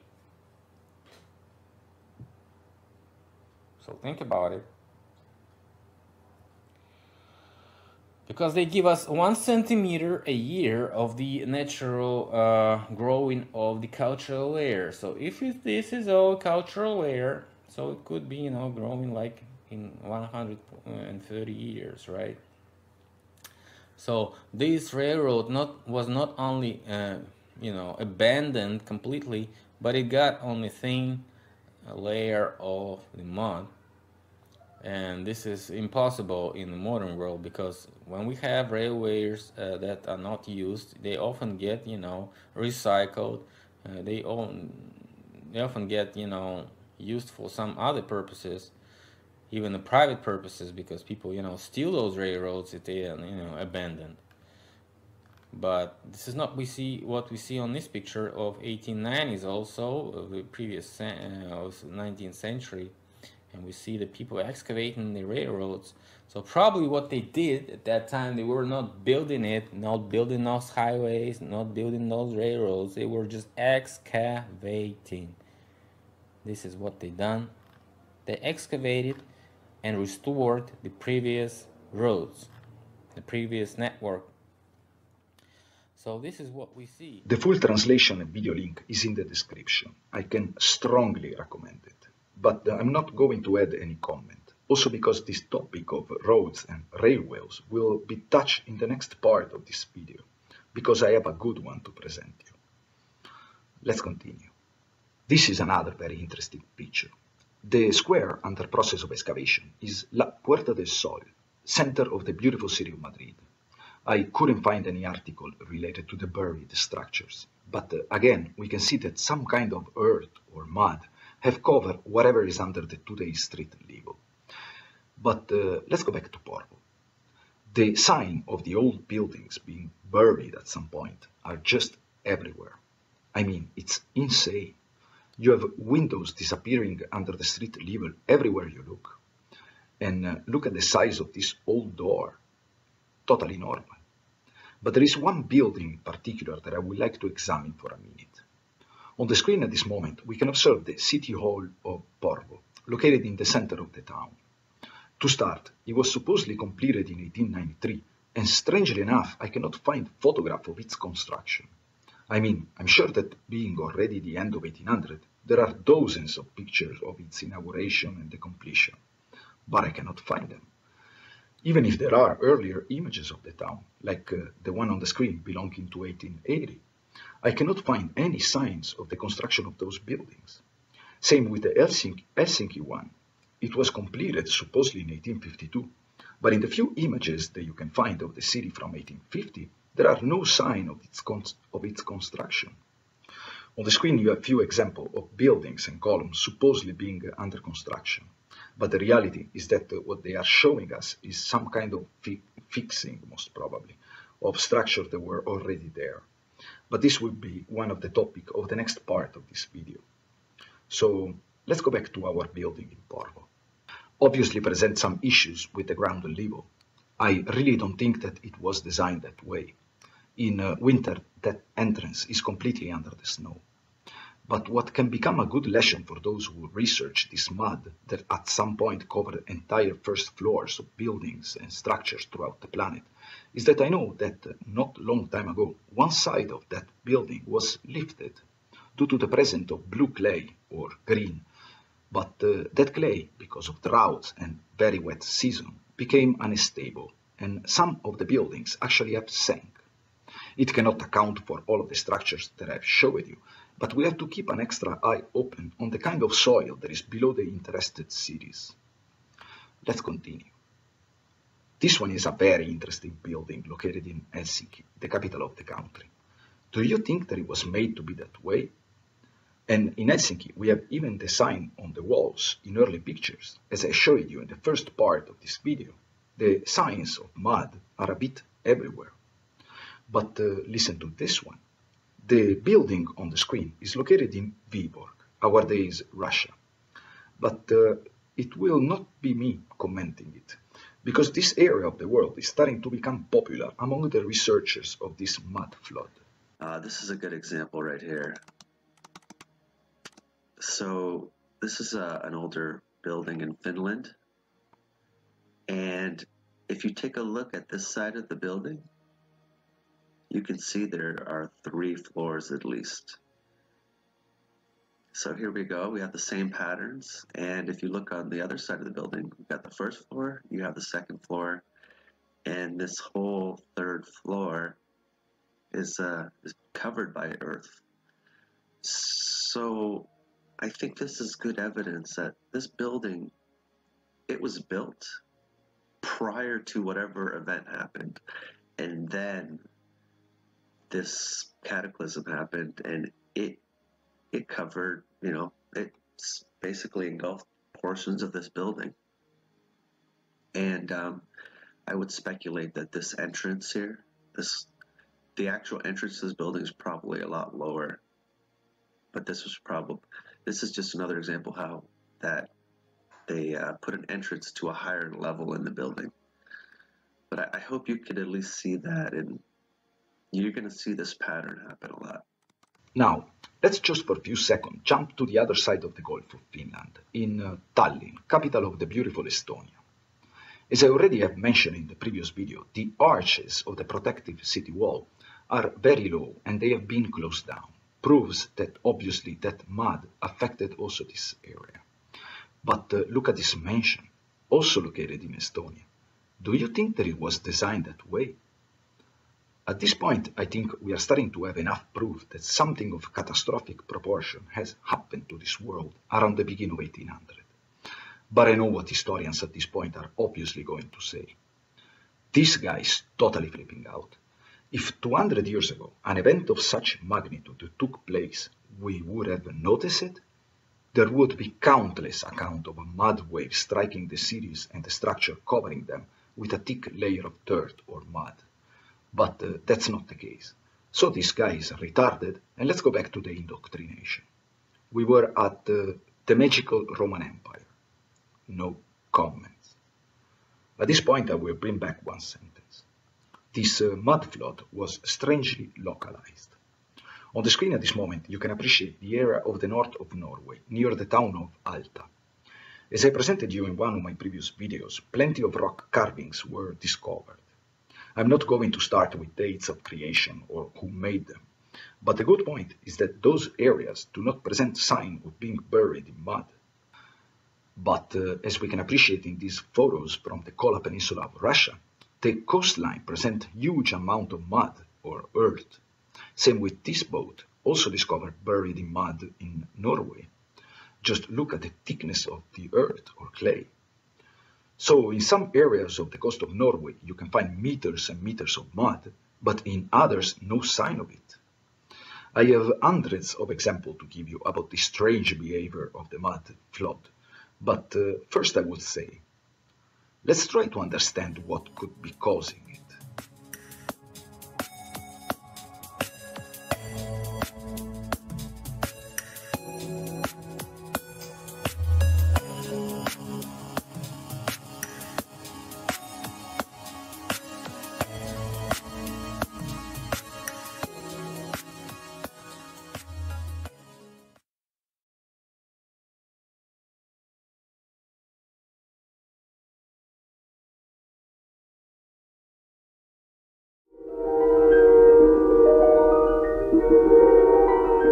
There is a fifth dimension, beyond that which is known to man.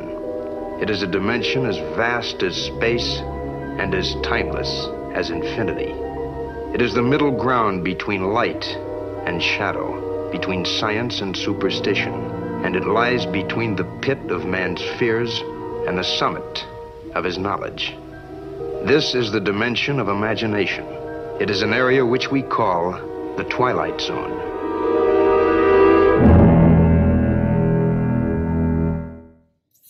Map 1652. Everything in yellow was under Tartarian control. 1652, people. After that, no one knows what happens. Was it a reset? Did the Tartarian Empire get too big?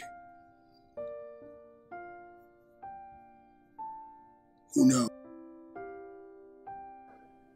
Recently, you have probably heard me talking quite a bit about history, quite a bit about the lost nation of Tartaria, a nation that existed in Europe that nobody seems to know about. It's a nation that's been expunged, and yet it still exists on many maps. Well, it still exists on many old maps anyway. It doesn't exist on too many new maps, but you can still find it on old maps if you search for it, and it does appear to be quite a well-known and well-established nation. Of course, any academic sources that you question about this nation, they will simply tell you it was an area of land, it was never actually a nation, and yet, as I've also pointed out previously, we can find flags of this nation. And if it was just an area and not a nation, then it wouldn't have a flag. So it was in fact a nation and not simply an area of land, and there's every indication that it had also spread out to become a worldwide civilization. This is very much suggested by the similar architecture in so many countries around the world, very old architecture, which is all very much the same.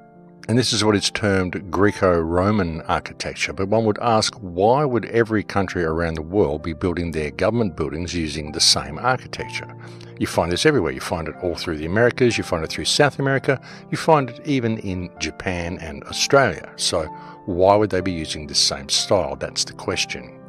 And even not just the architecture, but the symbolism, the motifs, the designs, even the clothing, the styles of clothing that people wear, these are all very similar all around the world. They may not seem that way when you first look at them on the surface, but when you really analyse things, you find that they all have a common root, which very much suggests that all of these nations, all of these cultures were all connected.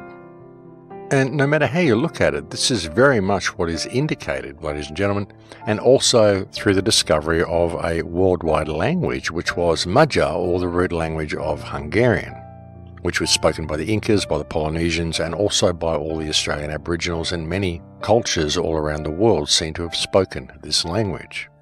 Polynesians, Melanesians, all of the island cultures seem to have spoken it. In fact, Magyar seems to have been so common around the world that one might question if one were to apply Magyar translations to some of the lost languages that we still can't figure out, such as the Rondo and things like this. Perhaps we could find that there is a way of translating them if we use Magyar. Who knows? It's just a thought. And something else you've heard me talking about a great deal is the evidence suggesting a worldwide mud flood that happened as recently as 150 to 200 years ago. As I've mentioned before, there's a Russian channel run by a man called Philip Druzinin who is covering this quite extensively, and I do recommend you go and look at the research that he's done on this, because it is quite compelling, and you'll find that there is evidence of this mud flood that exists everywhere. I mean, it did happen, folks, and it was a physical flood, but it was not water, and it was an event that covered virtually the entire world. We can find evidence of this flood across Europe, across the Americas, even here in Australia. And evidence of this flood appears as buildings that have a sub-level, a level below ground, and also as many of the buildings that look like they were carved into rock faces, look like they were carved into cliffs. There's a very real possibility that they weren't carved into the cliffs, but simply the cliffs flowed over them, or perhaps the cliffs even became molten around them. But however it happened and however it manifested, suffice to say there is a good deal of evidence to indicate that the mud flood is a very, very genuine event, and it's very likely that it occurred in the mid to late 1840s. And there's a lot of people who've been putting a lot of research into this, and a lot of information is being uncovered about what has truly happened in the past. And our history appears to be very, very different to what the mainstream has taught us, to what we've learned in academic institutions, what we learned in schools. In fact, none of what we are taught in schools of what our history is backed up by physical evidence. All the physical evidence says something quite different. And there may be some people that would debate that. They'd say, well, no, we've got a lot of physical evidence to support the official timeline, but really, when you look at the physical evidence, you can construct any story you want to make it sort of fit with the evidence, but you have to leave a great deal of it out, which is why there's so many great mysteries and anomalous objects and all the names they think up for all the things they can't explain. You know, and ultimately, folks, if there's one artifact that is out of place, then the official version is wrong. And there are literally hundreds of artifacts that are out of place, if the official version is to be believed at all. And again, these are all sort of listed as anomalous objects and great mysteries and all shrouded in secrecy and presented as something that we just don't know how they did it. But really, if you can face the very real possibility that they don't fit because the timeline and the history that we're given is completely wrong, then you begin to see a little bit of the bigger picture. And it is wrong, folks. Our history is wrong. I have no qualms in saying that. It's completely wrong. Most of it has been completely fabricated, and I would suggest that it's been done absolutely deliberately for a very specific reason. The question is, how did they do it? How did they erase history so effectively? And what really happened? Well, what evidence suggests really happened is, as I said, this mud flood. There was a flood that's gone across the entire world, and the mud flood, because it is mud, it's not water, it appears to have come from the land itself. The question is, how did that occur? Was it a natural occurrence, or was it simply done by somebody or something? And the other question is, of course, why can no one remember this? How has it been so effectively expunged from human memory and expunged from our history? But as I've said before, how long would it take to change history and hide history? And effectively it would take 3 generations, but you could actually do it in 1 if you were to remove the older people, well, most of the older people anyway, a high percentage of the population, just wipe them out and simply replace them with children. The children wouldn't know what history was, especially if they were children that had just been put in place after some sort of a cataclysm like a mud flood. And these children would believe any history that they were taught. The year was 1620.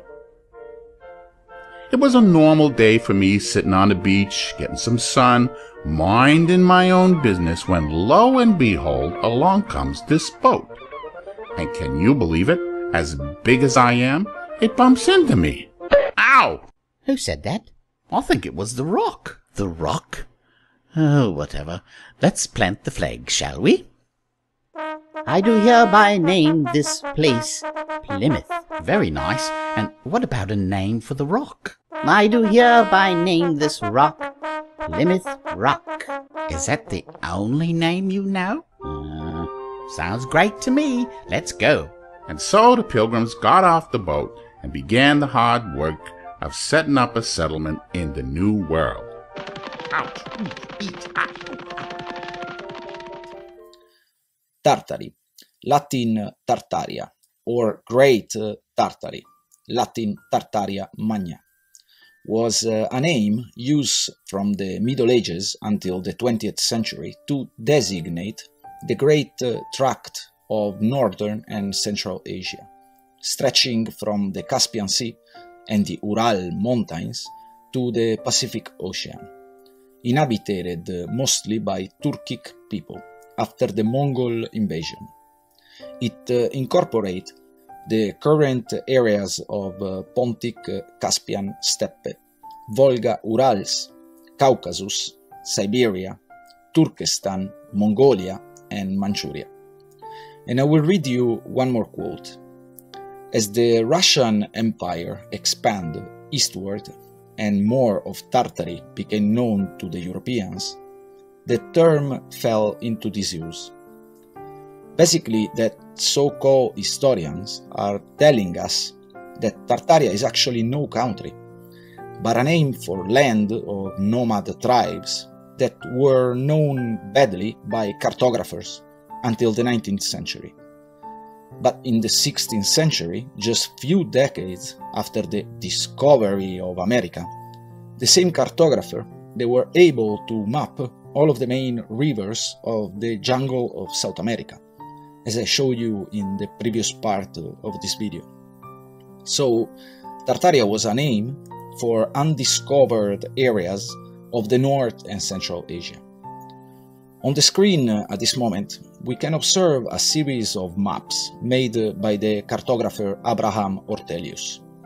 And I will use again his works, because I already proved in the previous part that his maps are considered genuine and authentic by all of the historians. And as we can see on this particular work from 1592, Tartaria is actually pretty well mapped and known. There's all the rivers, forests, towns. Actually, to me, Finland, it looked much less discovered than Tartaria.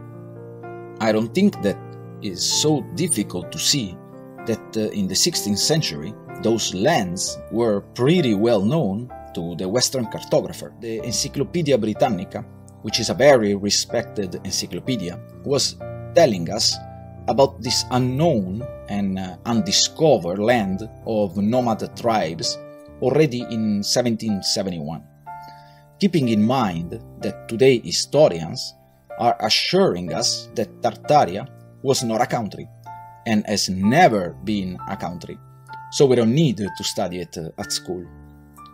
On the screen, I will show you that the encyclopedia was even mentioning the various types of Tartars.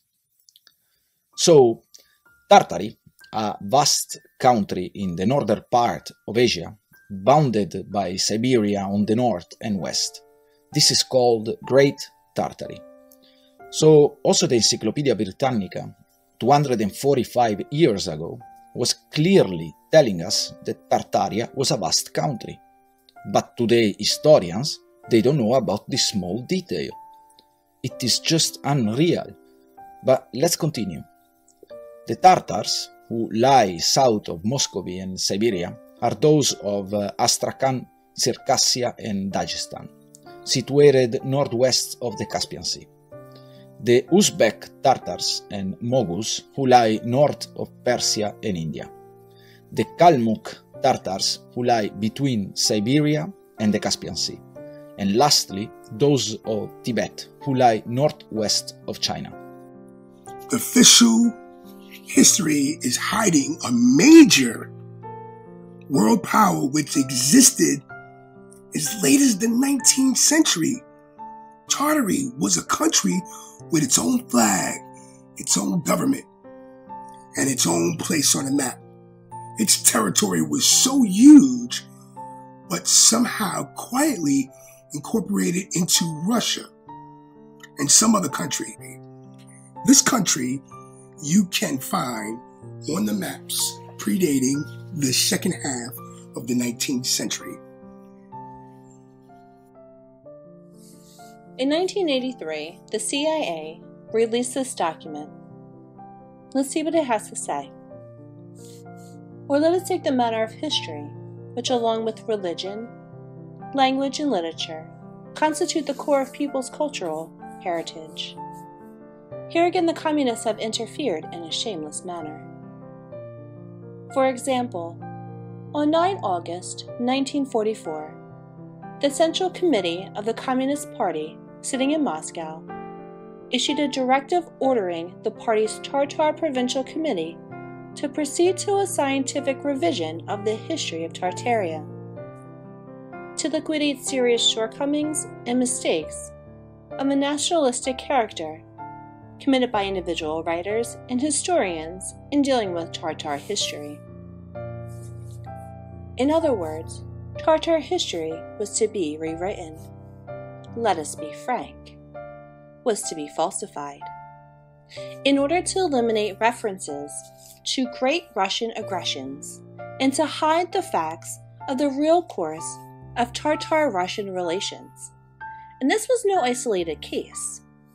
In every Muslim area within the USSR, historians on orders of Communist Party have rewritten history to distort the facts so that the Russians appear always in good light. Needless to say, histories which present the facts truthfully have been withdrawn and destroyed, so that the present and future generations of Muslims are forever denied the chance of learning the true facts of their nation's past. You know, after watching John Levi, he did a video about these ancient maps. And, knowing and understanding that the earth is flat and motionless, and understand the way how things work, he planted a lot of seeds in my head. It made me wanted to look into this a little bit deeper myself, because I'm researching the history of Tartaria and trying to get a better understanding on what's going on. And there's a lot of clues We just got to piece them together. And the people who are doing research on this,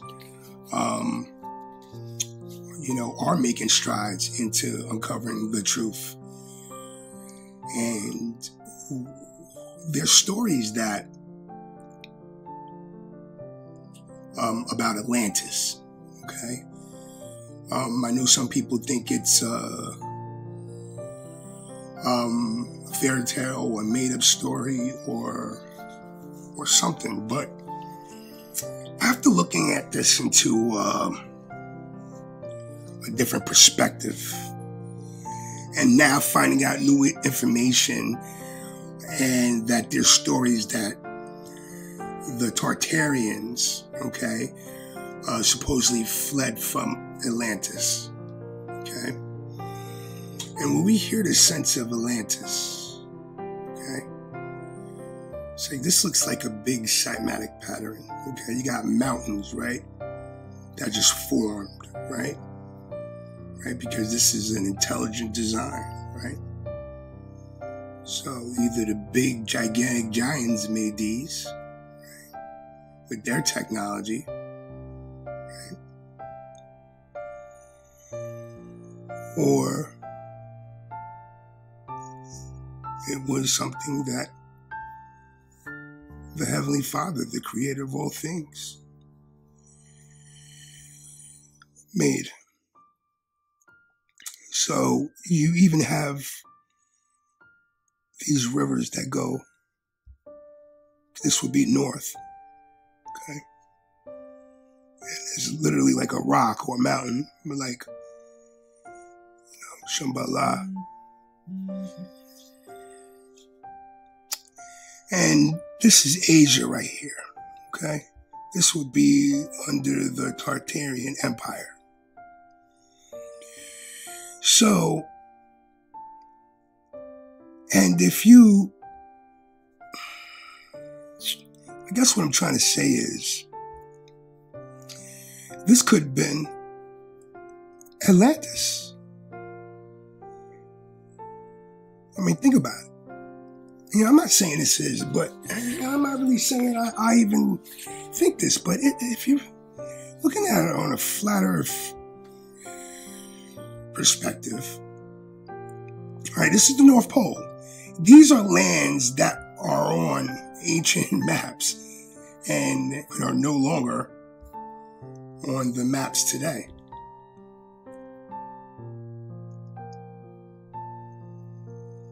So for some reason, these people fled, okay? They didn't even put anything on here. I don't know, stay out, don't come back. Are these where the controllers are? Who knows? Is that why on a flat earth, it'd be much easier just to fly from here to there rather than go around? Okay? Right? But no one flies over the North Pole. No one. Unless you are one of these people that are here.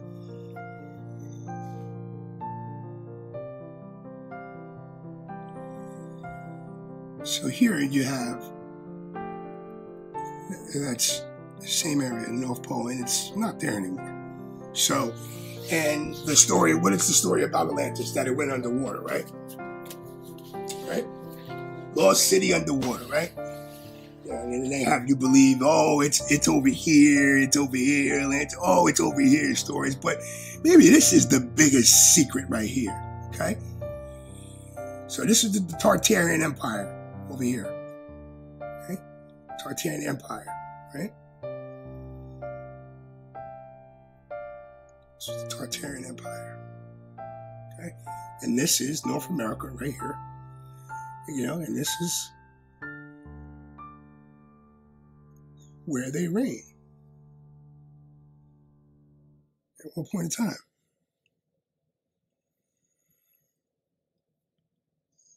Military-wise,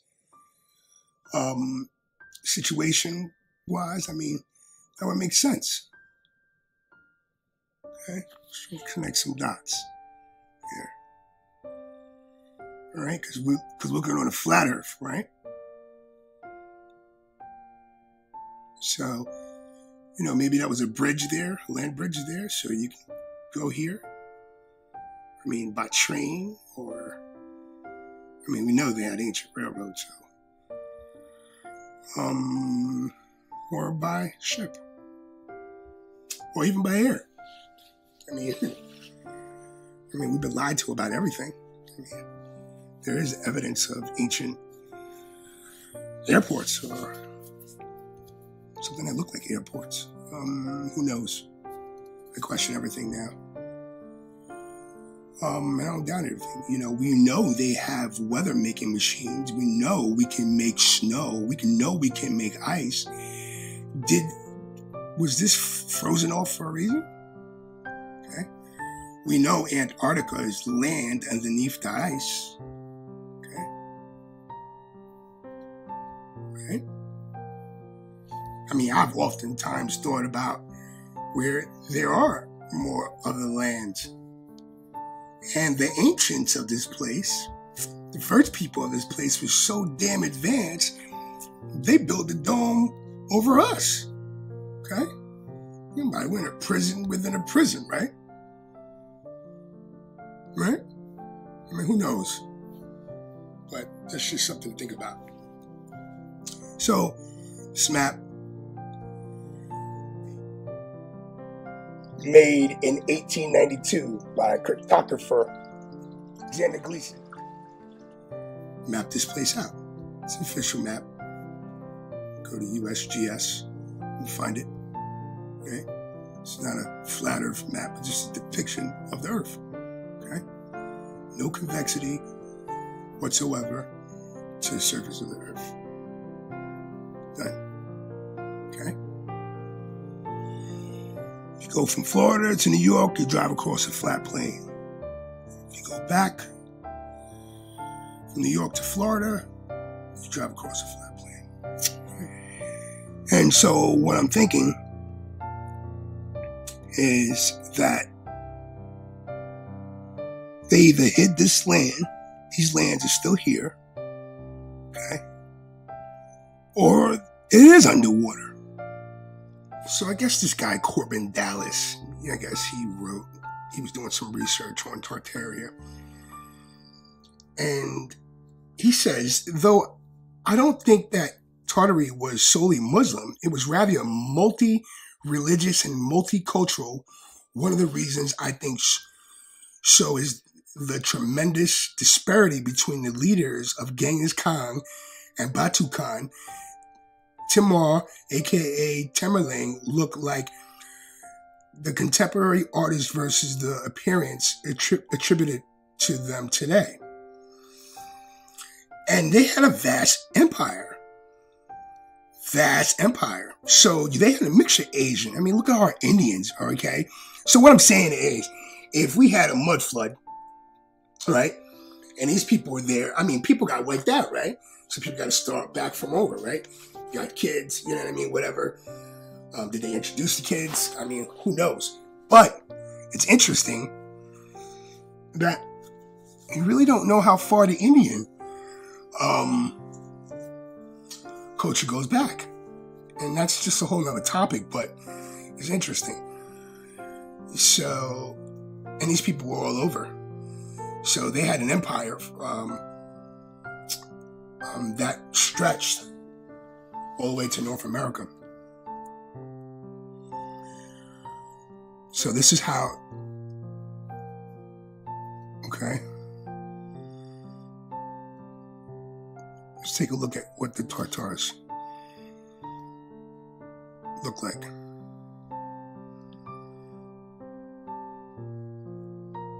Right? During my research, I found there was a lot of Caucasian. It was multicultural. Multicultural. That'd be another reason why to hide Tartaria. It was multicultural. It had everybody. It was an empire. It was a country.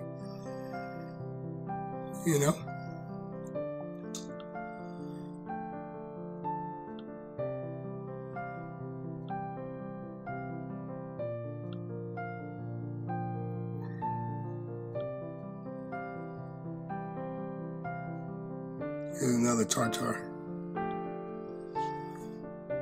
Another one.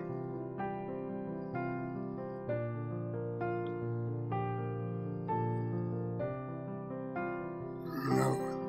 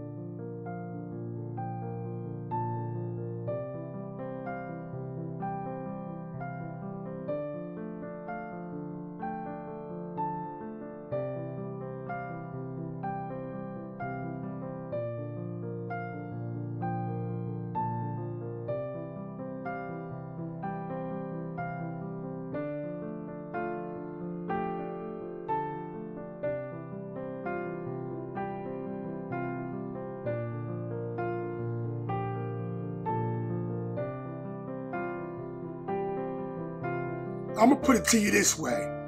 The Chinese did not build the Great Wall of China. There's no way that the Tartarian Empire would have let the Chinese build a massive wall in their backyard. No way, Jose. Knowing what I know now, that would have been impossible for the Chinese to do something like that. The Tartarians were the master of brick making and masters at brick building. So what I'm saying is that I don't think that this Great Wall of China is 1,000 years old. Not at all. And I think it was built in a much more recent time, because everything about our history is a bunch of lies, right? And I really think that all the timelines they're giving us is a bunch of lies.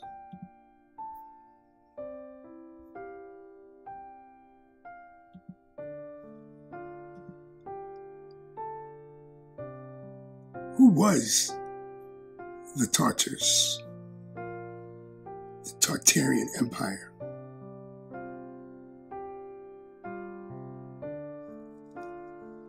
I mean, we see this type of, right? We see this type of construction and these brick making all over, right? So I'm thinking, right, that Tartarians made this. I mean, I'm not saying that the Chinese wasn't capable of making this, right? But why wouldn't they? I mean, if the Tartarians, wanted to, I just think, I don't know. It just has Tartarian, I mean, this would be Tartarian, and this would be China, right? So, I mean, real simple. This is went across the northern borders, okay? And why would Tartaria have Tartarian or Chinese guards right here? It just doesn't make sense. When Tartaria was much bigger than Chinese Empire.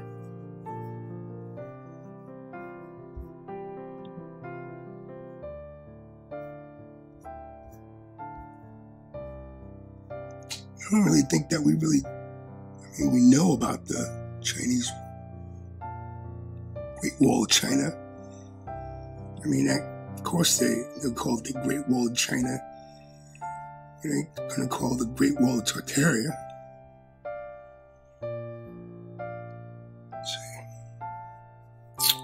It has this Tartarian, remnants.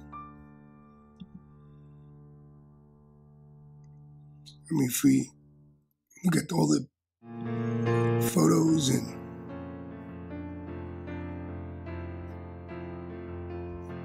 all over the world that they made,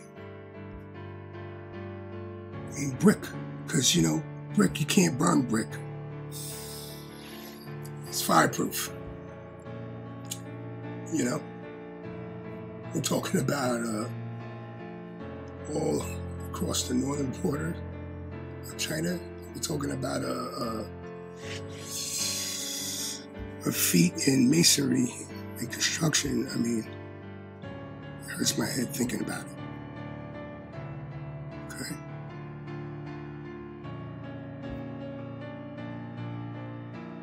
It's all brick, people.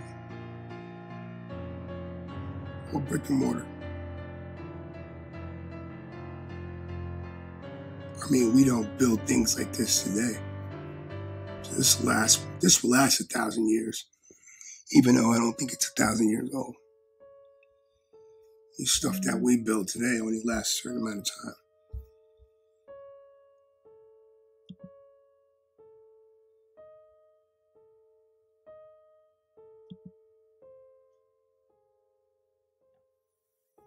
Let's now talk just a bit about the Great Wall of China. Historians and the main research engine in internet, they are assuring us that the construction of the Great Wall of China was an ongoing project that lasts for thousands of years. And its purpose, as we can read on the screen, was to protect the Chinese state and empires against the raids and invasion of the various nomadic groups of the Eurasian steppe. And here they give us the various dates of the construction of the wall, starting with the 7th century BC, then the 2nd century BC, and the most recent part, which date from the 13th till the 17th century. But as we can observe on these images, the wall, to me, look very recent. The erosion on the structure does not match the thousands of years of the supposed construction time. In fact, I cannot find the Great Wall of China in any old map predating the end of the 1600s. And more interesting is that in the diaries of the merchant traveler Marco Polo, which life belonged, as we can see on the screen, to the 13th and 14th century, there's no mention of this Chinese wonder, and the idea that he could have missed to notice a structure of that size is disconnected from reality. It's more logical to think that it wasn't there, like all of the maps until the 16th century clearly prove. And also its defensive purpose are very fishy, due to the fact that pass under hills where enemy could easily attack the Chinese army, showering them with arrows, and the entrance to the wall are facing south towards China. Another Tartarian map. You see right here it says J562. That's not a 1. Okay? They make ones like that. 562. Another map. I really couldn't verify the date on this map. But again, you see the northern border of China. No wall. None whatsoever. Mind-blowing. Mind-blowing. So this have to be before 1600 sometime. Now we got a map in that was made in supposedly 1652. And as we can see the wall, the Great Wall of Tartaria right here. Okay. So here we have the Silk Road. Okay. And these are the main routes of the Silk Road. Yeah, so the Tartarian Empire, they didn't get big and vast and as huge as they got by just, not making money and not capitalizing. And we know that the Great Wall, this is the Tartarian Empire, okay?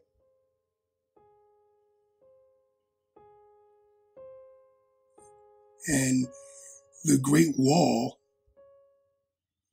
was, this is all China, was basically from the top part of India all across the northern borders, all the way to out here, because this is all Tartarian.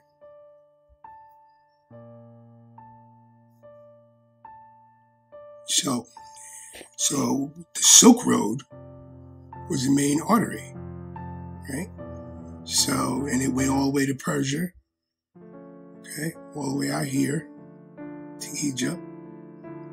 Okay, so then the same thing with these people probably doing out here.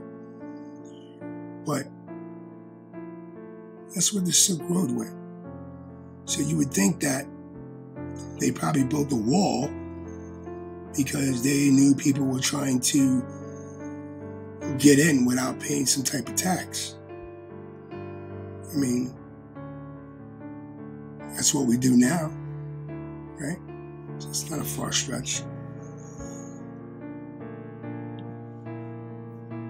Silk Road was an ancient network of trade routes that connected the East and the West.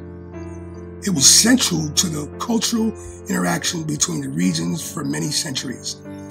The Silk Road refers to both the terrestrial and the maritime routes connecting East Asia, Southeast Asia, East Africa, West Africa, and Southern Europe. Trade routes. Like Philip Drisden was saying, trade routes. You know, these people were into making money, riches. Okay? Silk Road, commerce. Excuse me, commerce. The Silk Road derives its name from the lucrative trade in silk carried out along its length, beginning in the Han Dynasty, 206 BC to 220 CE.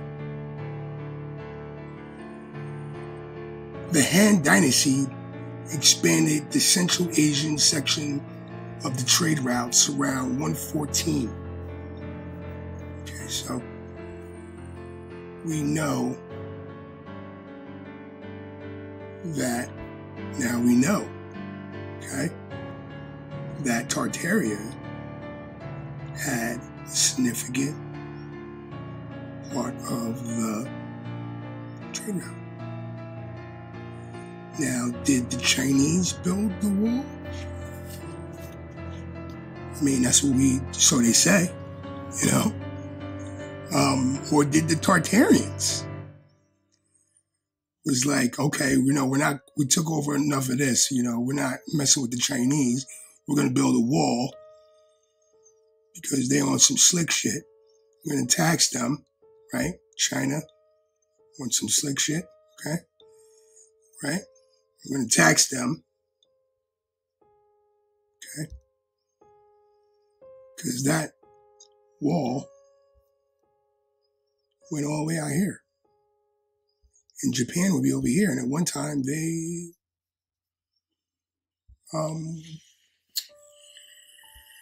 you know, took over Japan. Even left their architecture behind. That this map, 1492, here, to make it short and sweet, North America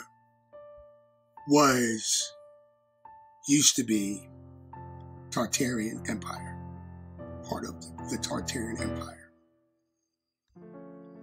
Okay?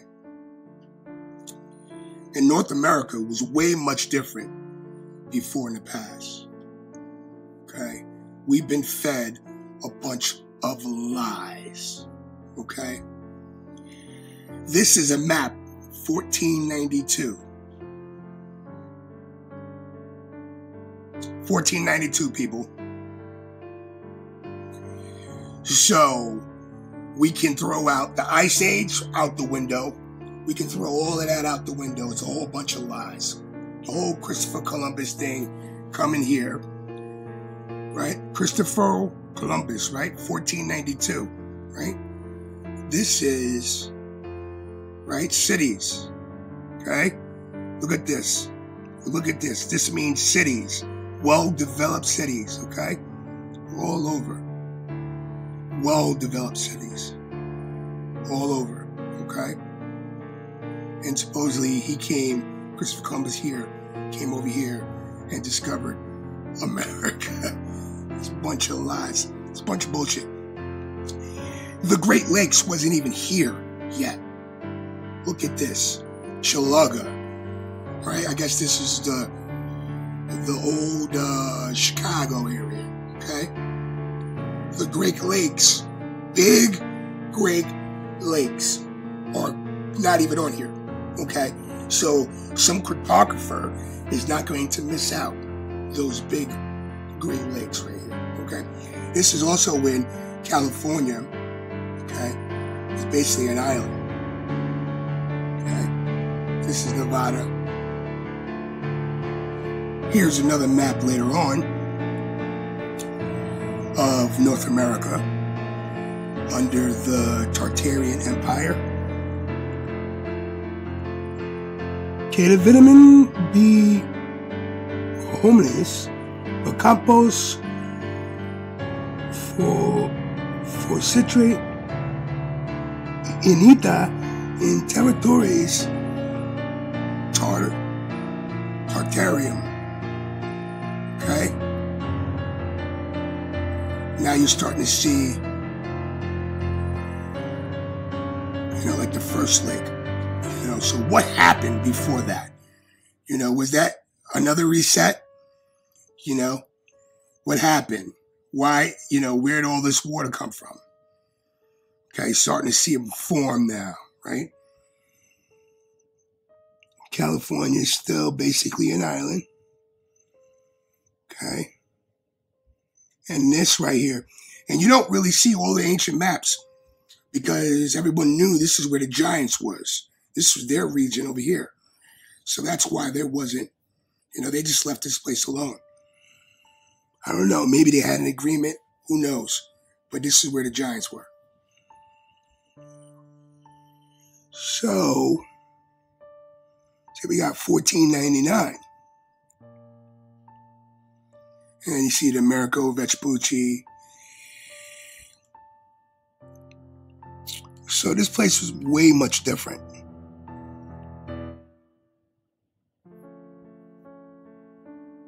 Okay, you got Nevada, coastline Nevada. Look at that. Amazing. Continue giving you proof that the historians of our days are just copy-pasting foggy information one with another and parroting it to the student in the various universities.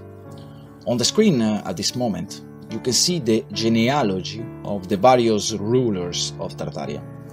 So these nomad tribes, they even have a genealogical tree for their emperors. It is incredible. But of course, a no-country land have its own flags, it is obvious. And the flags of Tartaria, they even appear on American Encyclopedia in the late 1800s, as you can see on the Marco Polo, wearing Tartar's outfit, and the emblems in the background are those of Tartaria. What this parasitic society behind the scene want is lowering the human consciousness, and us to think that it is thousands of years that there's wars and conflict, that it is thousands of years that civilization after civilization, humans were fighting and killing each other.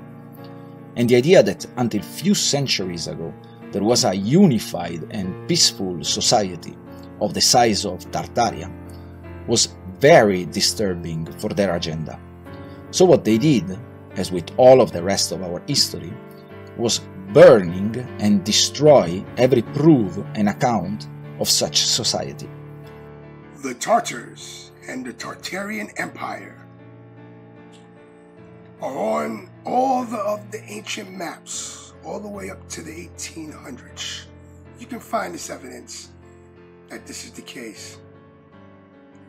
The Tartarian Empire left clues behind that suggest they was an advanced civilization. Advanced in engineering, architecture, technology, and communications. I mean, this is a worldwide cover-up we're talking about. We're talking about a concerted effort by the powers that be hiding one of the biggest empires in the world.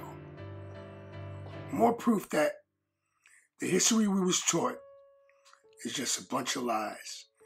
More proof that they lied about everything. And their explanations doesn't make sense. And I'm not just saying this to be saying this. We're dealing with some psychopaths. Psychopaths that run this world.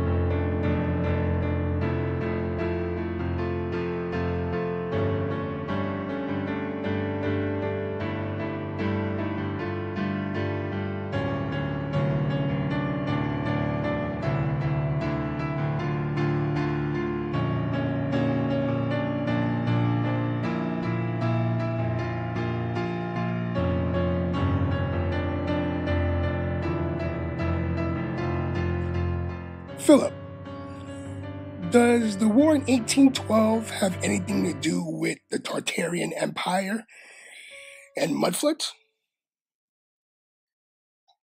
We can see that the War of 1812 was between Britain and American states, which didn't have that much state at that time. We can see 15 states against Britain. So it was not 13, but already 15. So if you can, you have to understand that Britain fought France and United States of America at the same time. So France and United States were allies, definitely, because just the way it is in the wars of that time. You always have to support somebody to make an easy war, because he is fighting for you, and you rest and gather resources, and then you hit with your ally. You have more efficient victories and stuff like that. And also we have this war in between Russia and France. So we also see that Britain is fighting France, and so France was actually with United States.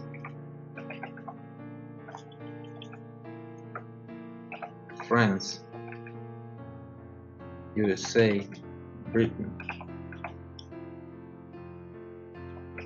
and Russia.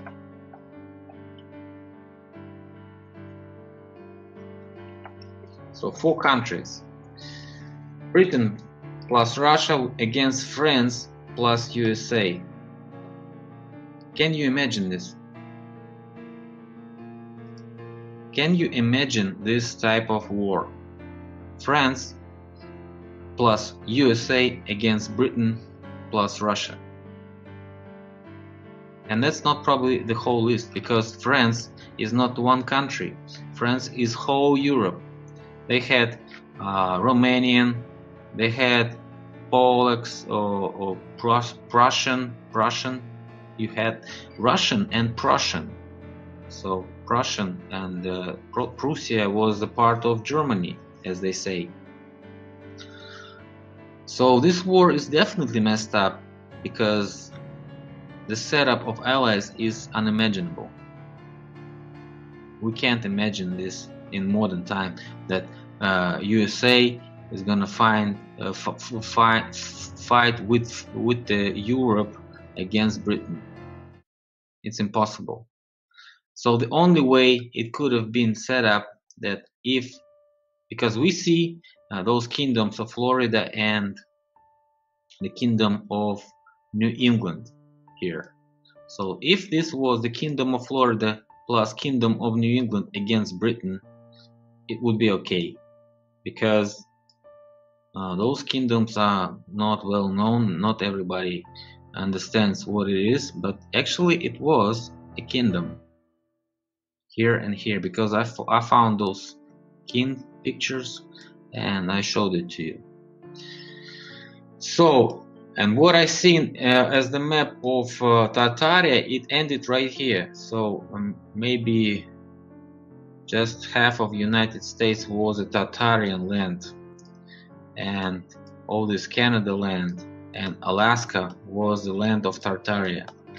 Also, Tartaria had colonies here in Peru, because we saw those pictures too, we saw those maps. So it was a huge country, and then it was split up on Holy Roman Empire and Greater Tartary, and the rest were just cut, and then we see the final map, which is small Tartary. Here is Russia, Prussia, and stuff like that, and Russia conquered the whole Tartary. And it could be conquered because I've showed you all those pictures of highly populated areas in the video about Great Lucamoria tree. This was a highly populated area here. A city after city after city after city, whole huge shoreline of cities here, and all of them were located close to each other. And look at it right now.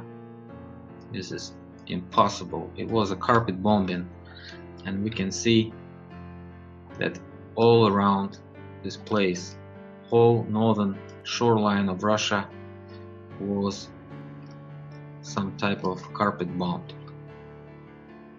And maybe even not only carpet bombed, maybe they had some huge impacts here.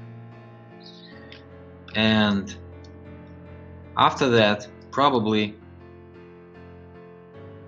maybe some blasts were made close to the shoreline, because when you hit the enemy, you want to make sure it cannot do anything to protect himself. So you might as well do a strike close to the shoreline, so huge wave of tsunamis can just flush all this stuff away. So that's how we can explain all these frozen animals and stuff like that who froze just momentarily, because some of them are found with even the food in their stomachs, and dogs can eat those animals if they got found. And I've showed it in the video about Great Mud Flood and Mom of Business, because wow, this is how it looks right now. Huge frozen pot of mud and bones of mammoths. Sometimes mammoths are still good for eating, sometimes they feed their dogs, sometimes even eat by themselves. So might as well watch this video if you don't understand how, in what actual situation we were on. Here we have the map of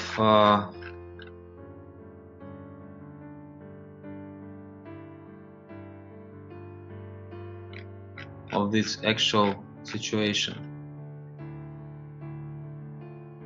This is the tunnels that they have in those mud and ice. So this wave of mud was taken by the water tsunamis that were made from the shoreline of Arctic coast of Russia. So if you have an impact maybe close to the shoreline, you have a wave with the height of maybe 20 meters and stuff like that.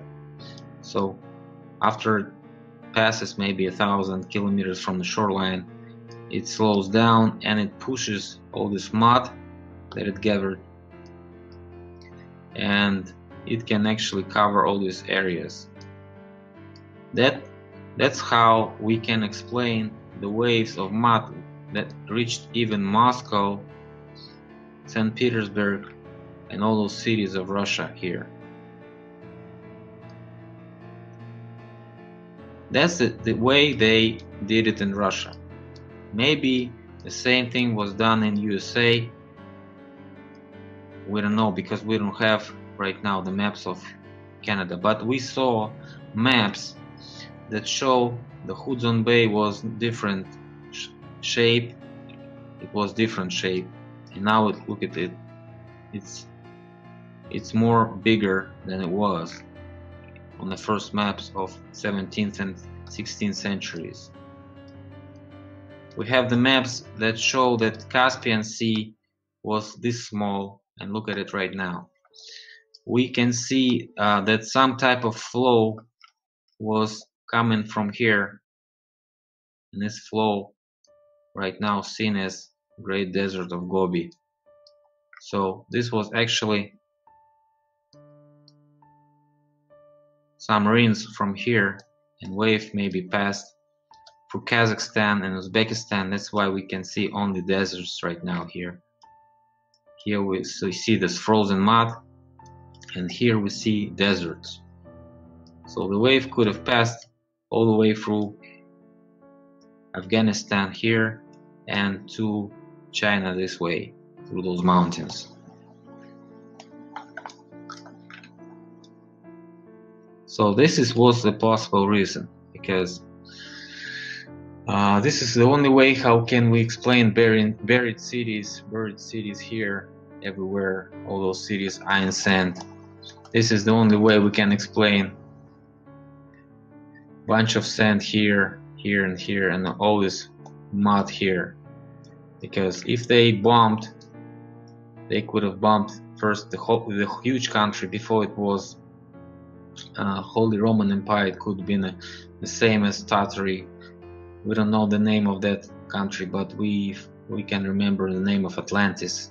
At least that's the name of a trade union that they had, because cities of Atlantis are still somehow, somewhat but they survived. We can see it in St. Petersburg. All those artifacts are still alive. We can see it in United States, and if you haven't watched those artifacts, look at this video called United Style of Atlantis.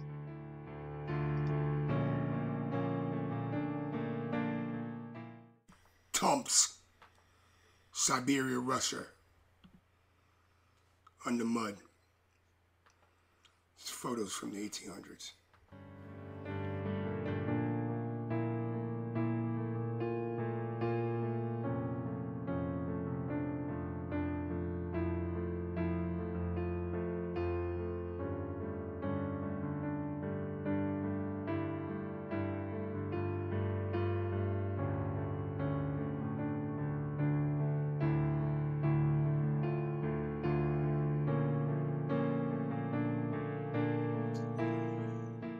Mud everywhere. Look at these boards they're walking on. Boards. Because it's all under mud. It's mud flood buildings. Look at the free energy devices on all these buildings. See, just a positive sign for the ether. It doesn't mean Christianity. It just means a positive sign to grab the ether from the sky.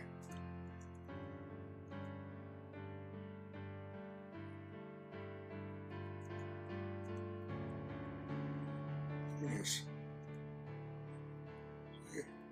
Palace in Siberia. And this is the middle part, folks. This is not even the north part. The whole northern part is under mud as well.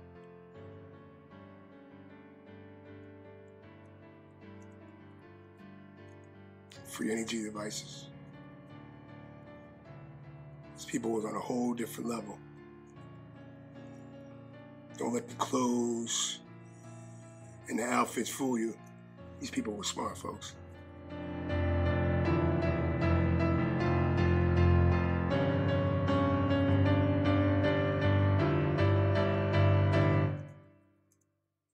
And these are classic mud photos.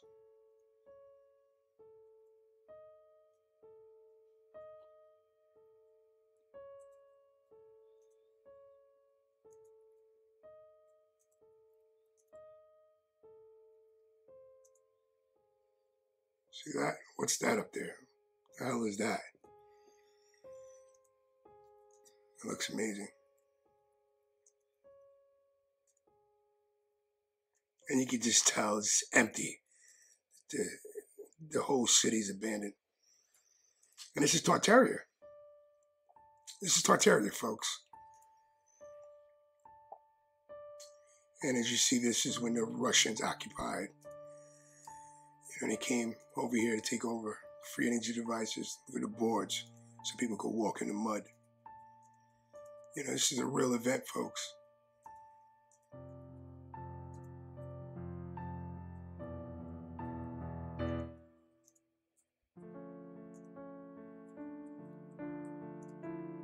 Mud all over.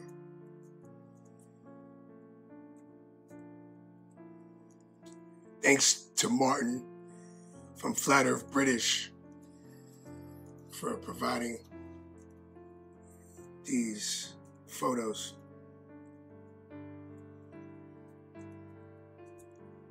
A mud flood.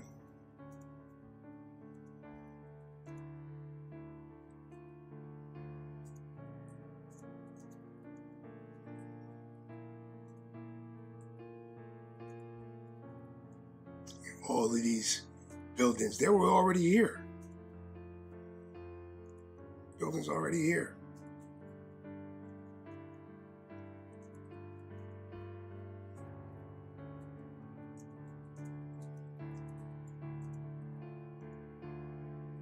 Could you imagine, how much, if you was the first ones to come here, how much money, how much gold of other people's belongings. They just acquired them. Sort of like the California gold rush.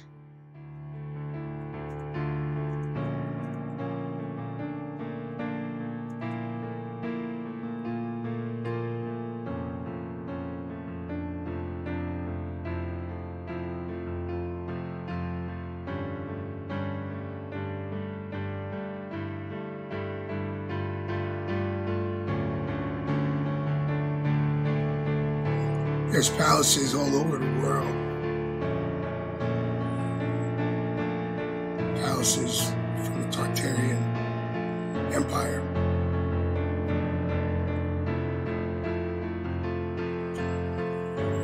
These are palaces in Tartaria.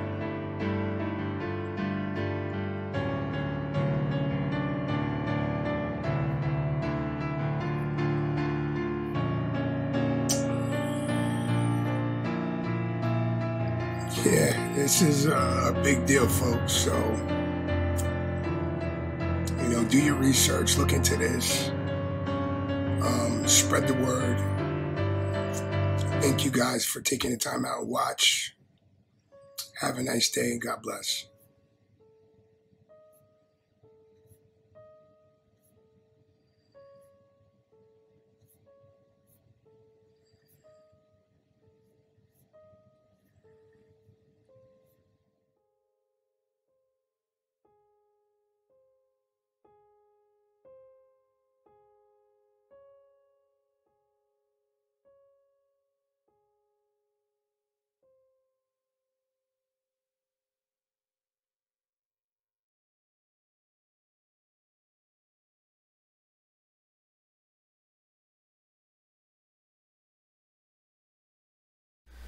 Good afternoon. Thank you once again for tuning in. I came across a video by Colm Gibney is his name. He made a great video on star forts. It's only 15 minutes to watch, and in short he takes a historical map, a few maps actually, and compares them to present day ones on Google Earth, Google Maps. And he had a unique way of doing this, and I won't say too much more. Just please go check out Colm Gibney's video link in the description below. Okay, so today I would like to talk about Uzbekistan. And if you're like me, I didn't know much about Uzbekistan. So rather than provide a bunch of links in the description, I will try and cover Uzbekistan myself. I have a few reasons for looking at Uzbekistan, but I'll get into that. Here's a little something I came up with on Windows Movie Maker.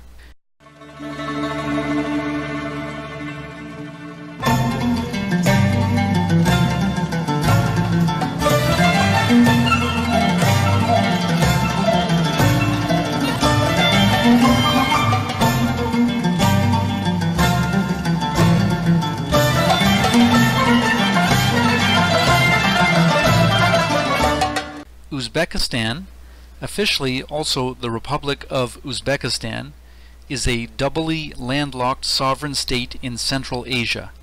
It is a secular, unitary constitutional republic comprising 12 provinces, 1 autonomous republic, and a capital city. Uzbekistan is bordered by 5 landlocked countries: Kazakhstan to the north, Kyrgyzstan to the northeast, Tajikistan to the southeast, Afghanistan to the south, and Turkmenistan to the southwest. Official history, and I took this off Wikipedia and shortened it just a little bit.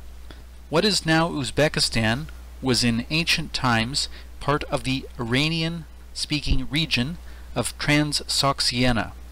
The first recorded settlers were Eastern Iranian nomads known as Scythians, who founded kingdoms in Khwarezm, Bactria, Sogdia, Fergana, and Margiana. Forgive me because I probably said at least a few of those wrong. It was part of the Persian Empire until the Muslim conquest in the 7th century. The local Khwarezm, or Khwarezmian dynasty, and Central Asia as a whole were decimated by the Mongol invasion in the 13th century. After the Mongol conquests, the area became increasingly dominated by Turkic peoples. The Turco-Mongol warlord Timur, also known as one of Genghis Khan's grandchildren, is tied to the history of the country. Uzbekistan was gradually incorporated into the Russian Empire during the 19th century, with Tashkent becoming the political center of Russian Turkestan. In 1924, the Constituent Republic of the Soviet Union, known as the Uzbek Soviet Socialist Republic, was created. Following the breakup of the Soviet Union, it declared independence as the Republic of Uzbekistan in August of 1991. Now, I'm not an expert on Uzbek history, but as you know, on my channel, I've had reason to question the historical timeline of events. My main reason for being suspicious of official history is because of evidence of mud flood. Mud flood, an obscure event or events which happened in the past, leaving a uniformly distributed layer of soil or dirt over all habitable land. When and how it happened remains a mystery, but it is generally supposed to have happened around the 1840s and 1850s. Official history has neglected mention of a mud flood event, and yet widespread evidence of mud flood is apparent in virtually every major city on Earth. Cataclysmic destruction of innumerable cities on Earth can be found if one spends the effort to look at early photography. The Chicago fire of 1871 is but one example. So when I read Uzbekistan's history, that it was once peopled by Eastern Iranian nomads known as Scythians, and then later it was decimated by Turco-Mongol warlords, I get a little bit suspicious. What grabs my attention is that one civilization was replaced by another. But I'm not the only one saying these things. Sergei Ignatenko is a Russian-language YouTuber that speaks on this subject. I don't want to misquote him, so I'll leave a link for him in the description below. You'll have to open up his video and open up the transcript and then use your internet browser to translate it into English. It does take a little bit of work. Now, the last thing I am questioning is the people that live in present-day Uzbekistan. That's not my point, but I am suspicious of official history. As I just mentioned, mud flood evidence has got me questioning everything I thought I knew, but also there has been a lot of recent discussion about a lost empire. Some say Atlantis, others are looking to old maps where in bold letters Tartaria appears across the landmass between Moscow to the Pacific Ocean. Today we know this as the territory of Russia. How much can you say you know about this land? Google tells me that Russia covers 1/8 of the world's land surface. Personally, I have to plead ignorance when it comes to what goes on in places like, well, Uzbekistan. But why have I chosen to discuss Uzbekistan today? My short answer is that Uzbekistan's geography is within the realm of what can be seen on old maps about Tartaria. Allow me to demonstrate. Let's do a search on Wikipedia for Tartaria. I am brought to the page called Tartary.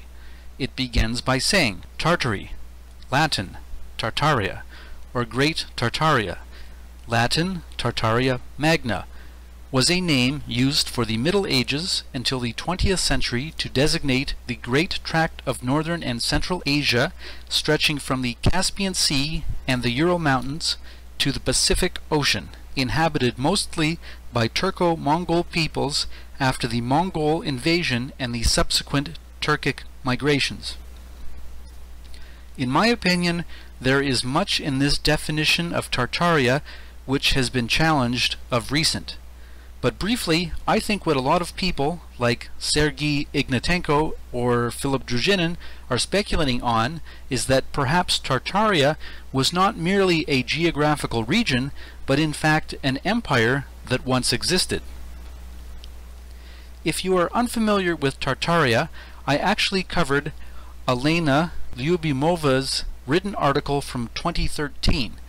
I laugh a little because this happens to be the most viewed video currently on my YouTube channel, but don't thank me, thank Elena.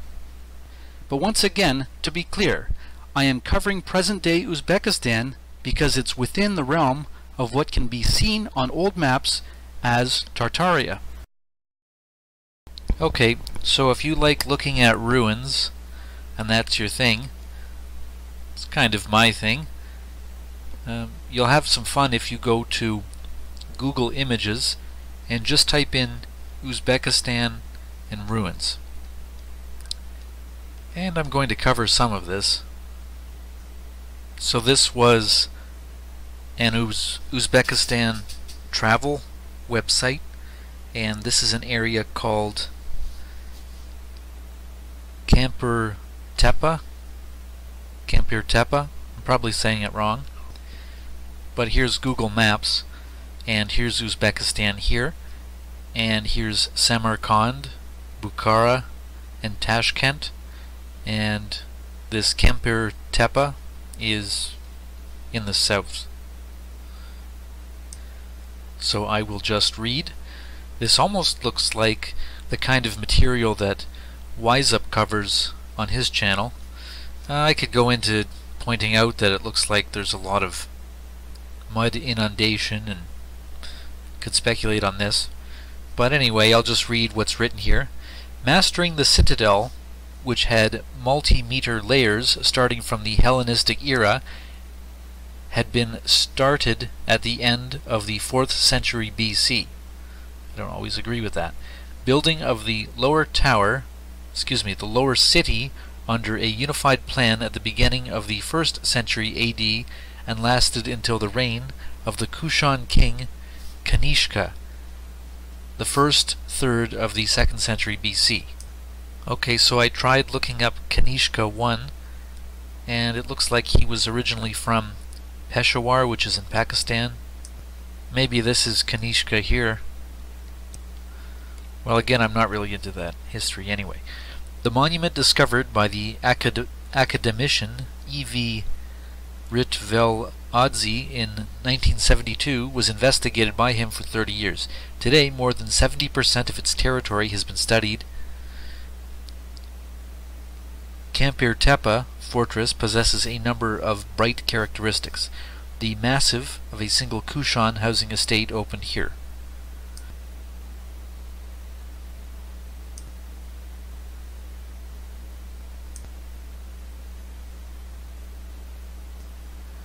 On this website, they more or less have the dates of these ruins at like around the 1st century AD and BC and just before that time.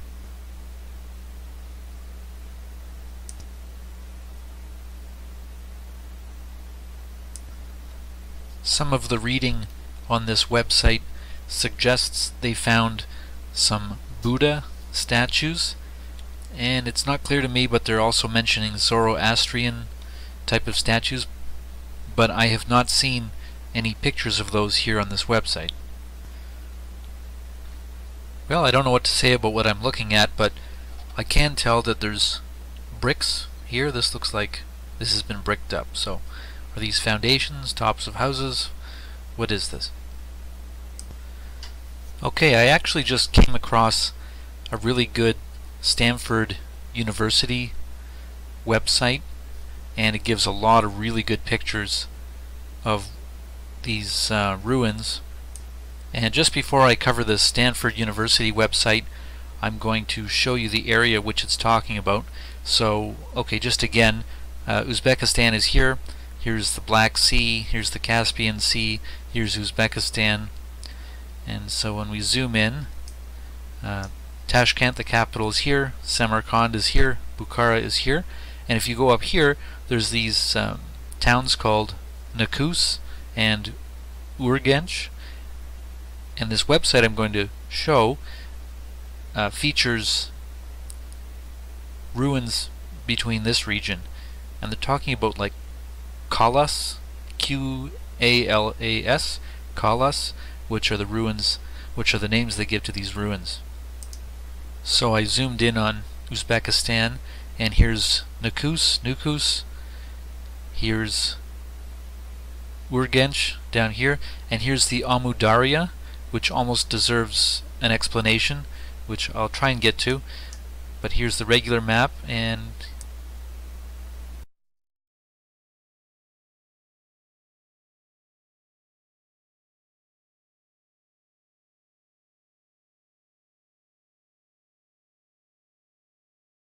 just try and read this information really quickly.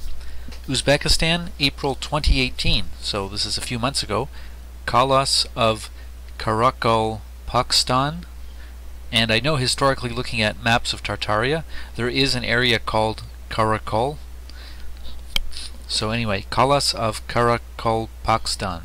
The country of Uzbekistan is politically divided into 12 provinces: Andijan, Bukhara, Fergana, one capital city, Tashkent, and one autonomous republic. The latter is the rather mysterious Karakol, Pakistan, sometimes called the Forgotten Stan, located in the far west of Uzbekistan. While Karakol, Pakistan is much larger than any of the 12 Uzbek provinces, most of it is a barren flat desert, but on its southeast this desert is dotted with a number of old ruined fortresses, kalas. How can that be? Thousands of years ago, the Amu Darya, which is the major river that actually runs along the border, the southern border of Uzbekistan, thousands of years ago, the Amu Darya river did not flow into the Aral Sea, that's a desert today, more or less, but into the Caspian Sea during the 2nd millennium BC. Let me show you a map. So here's Uzbekistan here, and this is the Caspian Sea. Here's Transcaucasia. You've got the Black Sea, the Transcaucasia, Caspian Sea, and here's the Caspian, and up here are the is the Aral Sea, and it's pretty much turned into a desert. You can even see it here. So they're saying this Amu Darya, which runs actually along the border of Uzbekistan, used to flow into the Aral rather than the Caspian. They're saying something like that. So this is a typical image of what the Aral Sea looks like today. Sorry if I'm repeating myself, but I'll start reading again. Thousands of years ago, the Amu Darya river did not flow into the Aral Sea, which is a desert with, deserted ships, but the Caspian Sea, which is the bigger sea to the west. During the 2nd millennium BC, it changed direction. Well, I don't know about the history, and instead flowed into the Aral Sea. It then watered a region that became fertile and increasingly populated. Well into the 1st millennium AD, most of the kalas, these are their fortress names of these deserted fortress ruins, most of the kalas have been built during this period to control the region and protect the agricultural settlements from nomad raids. Some may have been fortified residents, others pure military barracks. However, by the end of the 9th century, the Amu Darya changed course again, still flowing into the Aral Sea, forcing the population to leave some areas for lack of irrigation water. Numerous kalas, that's these ruins of stone fortresses, numerous kalas had to be abandoned, and the land around them became a desert. An excellent reference to Karakalpakstan, Its People and the Kalas by David and Sue Richardson can be found here. Well, maybe that's worth clicking on. Much of the information given below was drawn from this reference. Map showing the approximate locations of the sites I visited, red dots. Their presence coordinates can be downloaded by clicking here. I won't. And opening the download KMZ Google Earth file.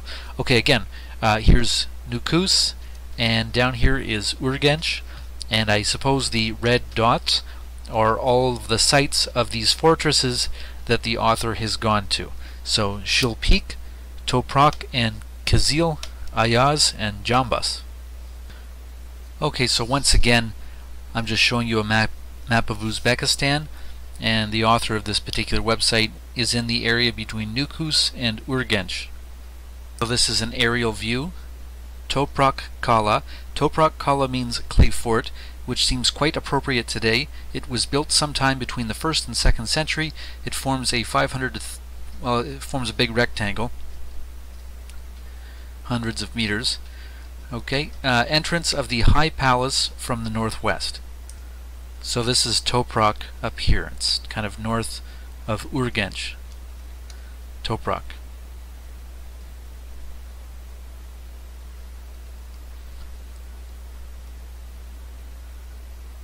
Be nice if there was a man or a woman standing by just to get the scale of the picture. Again, Toprak.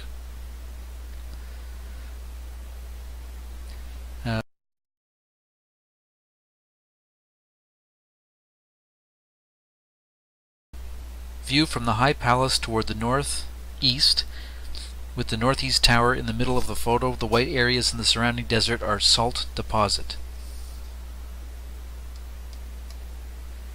View toward the northwest tower at the center of the photo. The photo caption is on top of the image. So view toward the northwest tower at the center of the photo.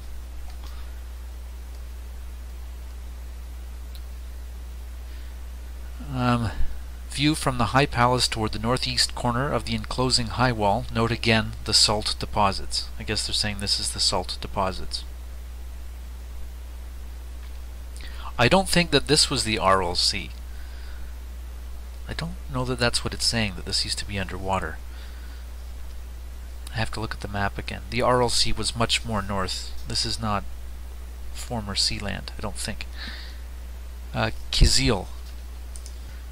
Okay, so again on this guy's map, Toprak and Kizil, so we're still in this area. I've seen this word come up before. This is Kizil Kala. So this is Kizil Kala. This Kala was also built between these centuries. It may have been restored during the 12th century prior to the Mongol invasion. Its horizontal size is thus, about 65 meters by about the same. Okay, so view of the southeast wall, which has been partially restored recently. One may not like the appearance of the rebuilt sections, but they protect the wall from crumbling further down. It also gives a better sense of the former majesty of the fortress. Okay, so yeah, they are restoring these ruins. I could leave a cynical comment about that, but what do I know?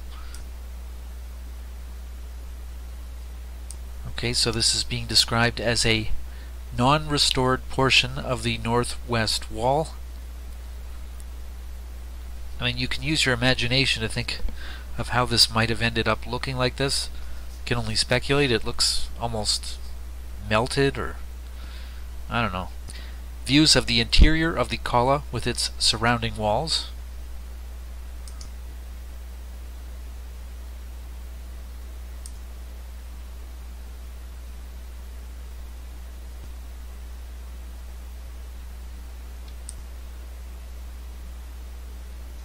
Okay, so I looked at the map again, and we haven't covered it yet. We're getting there, but the next place we're looking at is Ayaz, so it's a little bit northeast.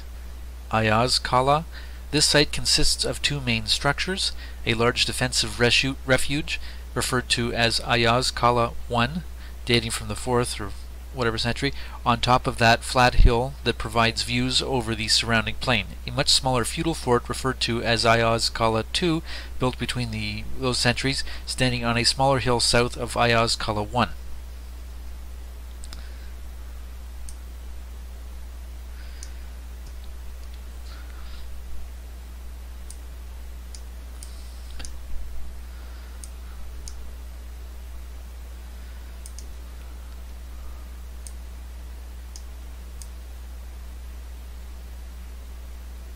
Views of the walls from the inside.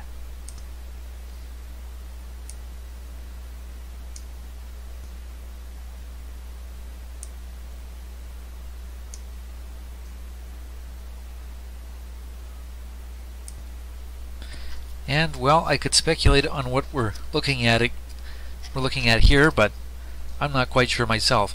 Views over Ayaz Kala II from the southwest corner of Ayaz Kala I. So we're on the Ayaz Kala I, and we're looking over to number 2. I couldn't help it. I went and Google image searched Devil's Tower, Wyoming. I'm not saying it's the same thing, but I just wanted to compare the image, because it does look a little bit like a tree stump. And yet it's got windows. Okay, so the next one I guess we're looking at is John Boss Kala. John Boss Kala is the most impressive Kala I visited. As I arrived at the site quite late in the afternoon, the lighting was much better than for the previously visited Kalas. It has slightly twisted a rectangular layout, and its walls measure up to 20 meters. Let's sneak another one in here. View of the northwest wall. The current entrance into the enclosure is the opening on the right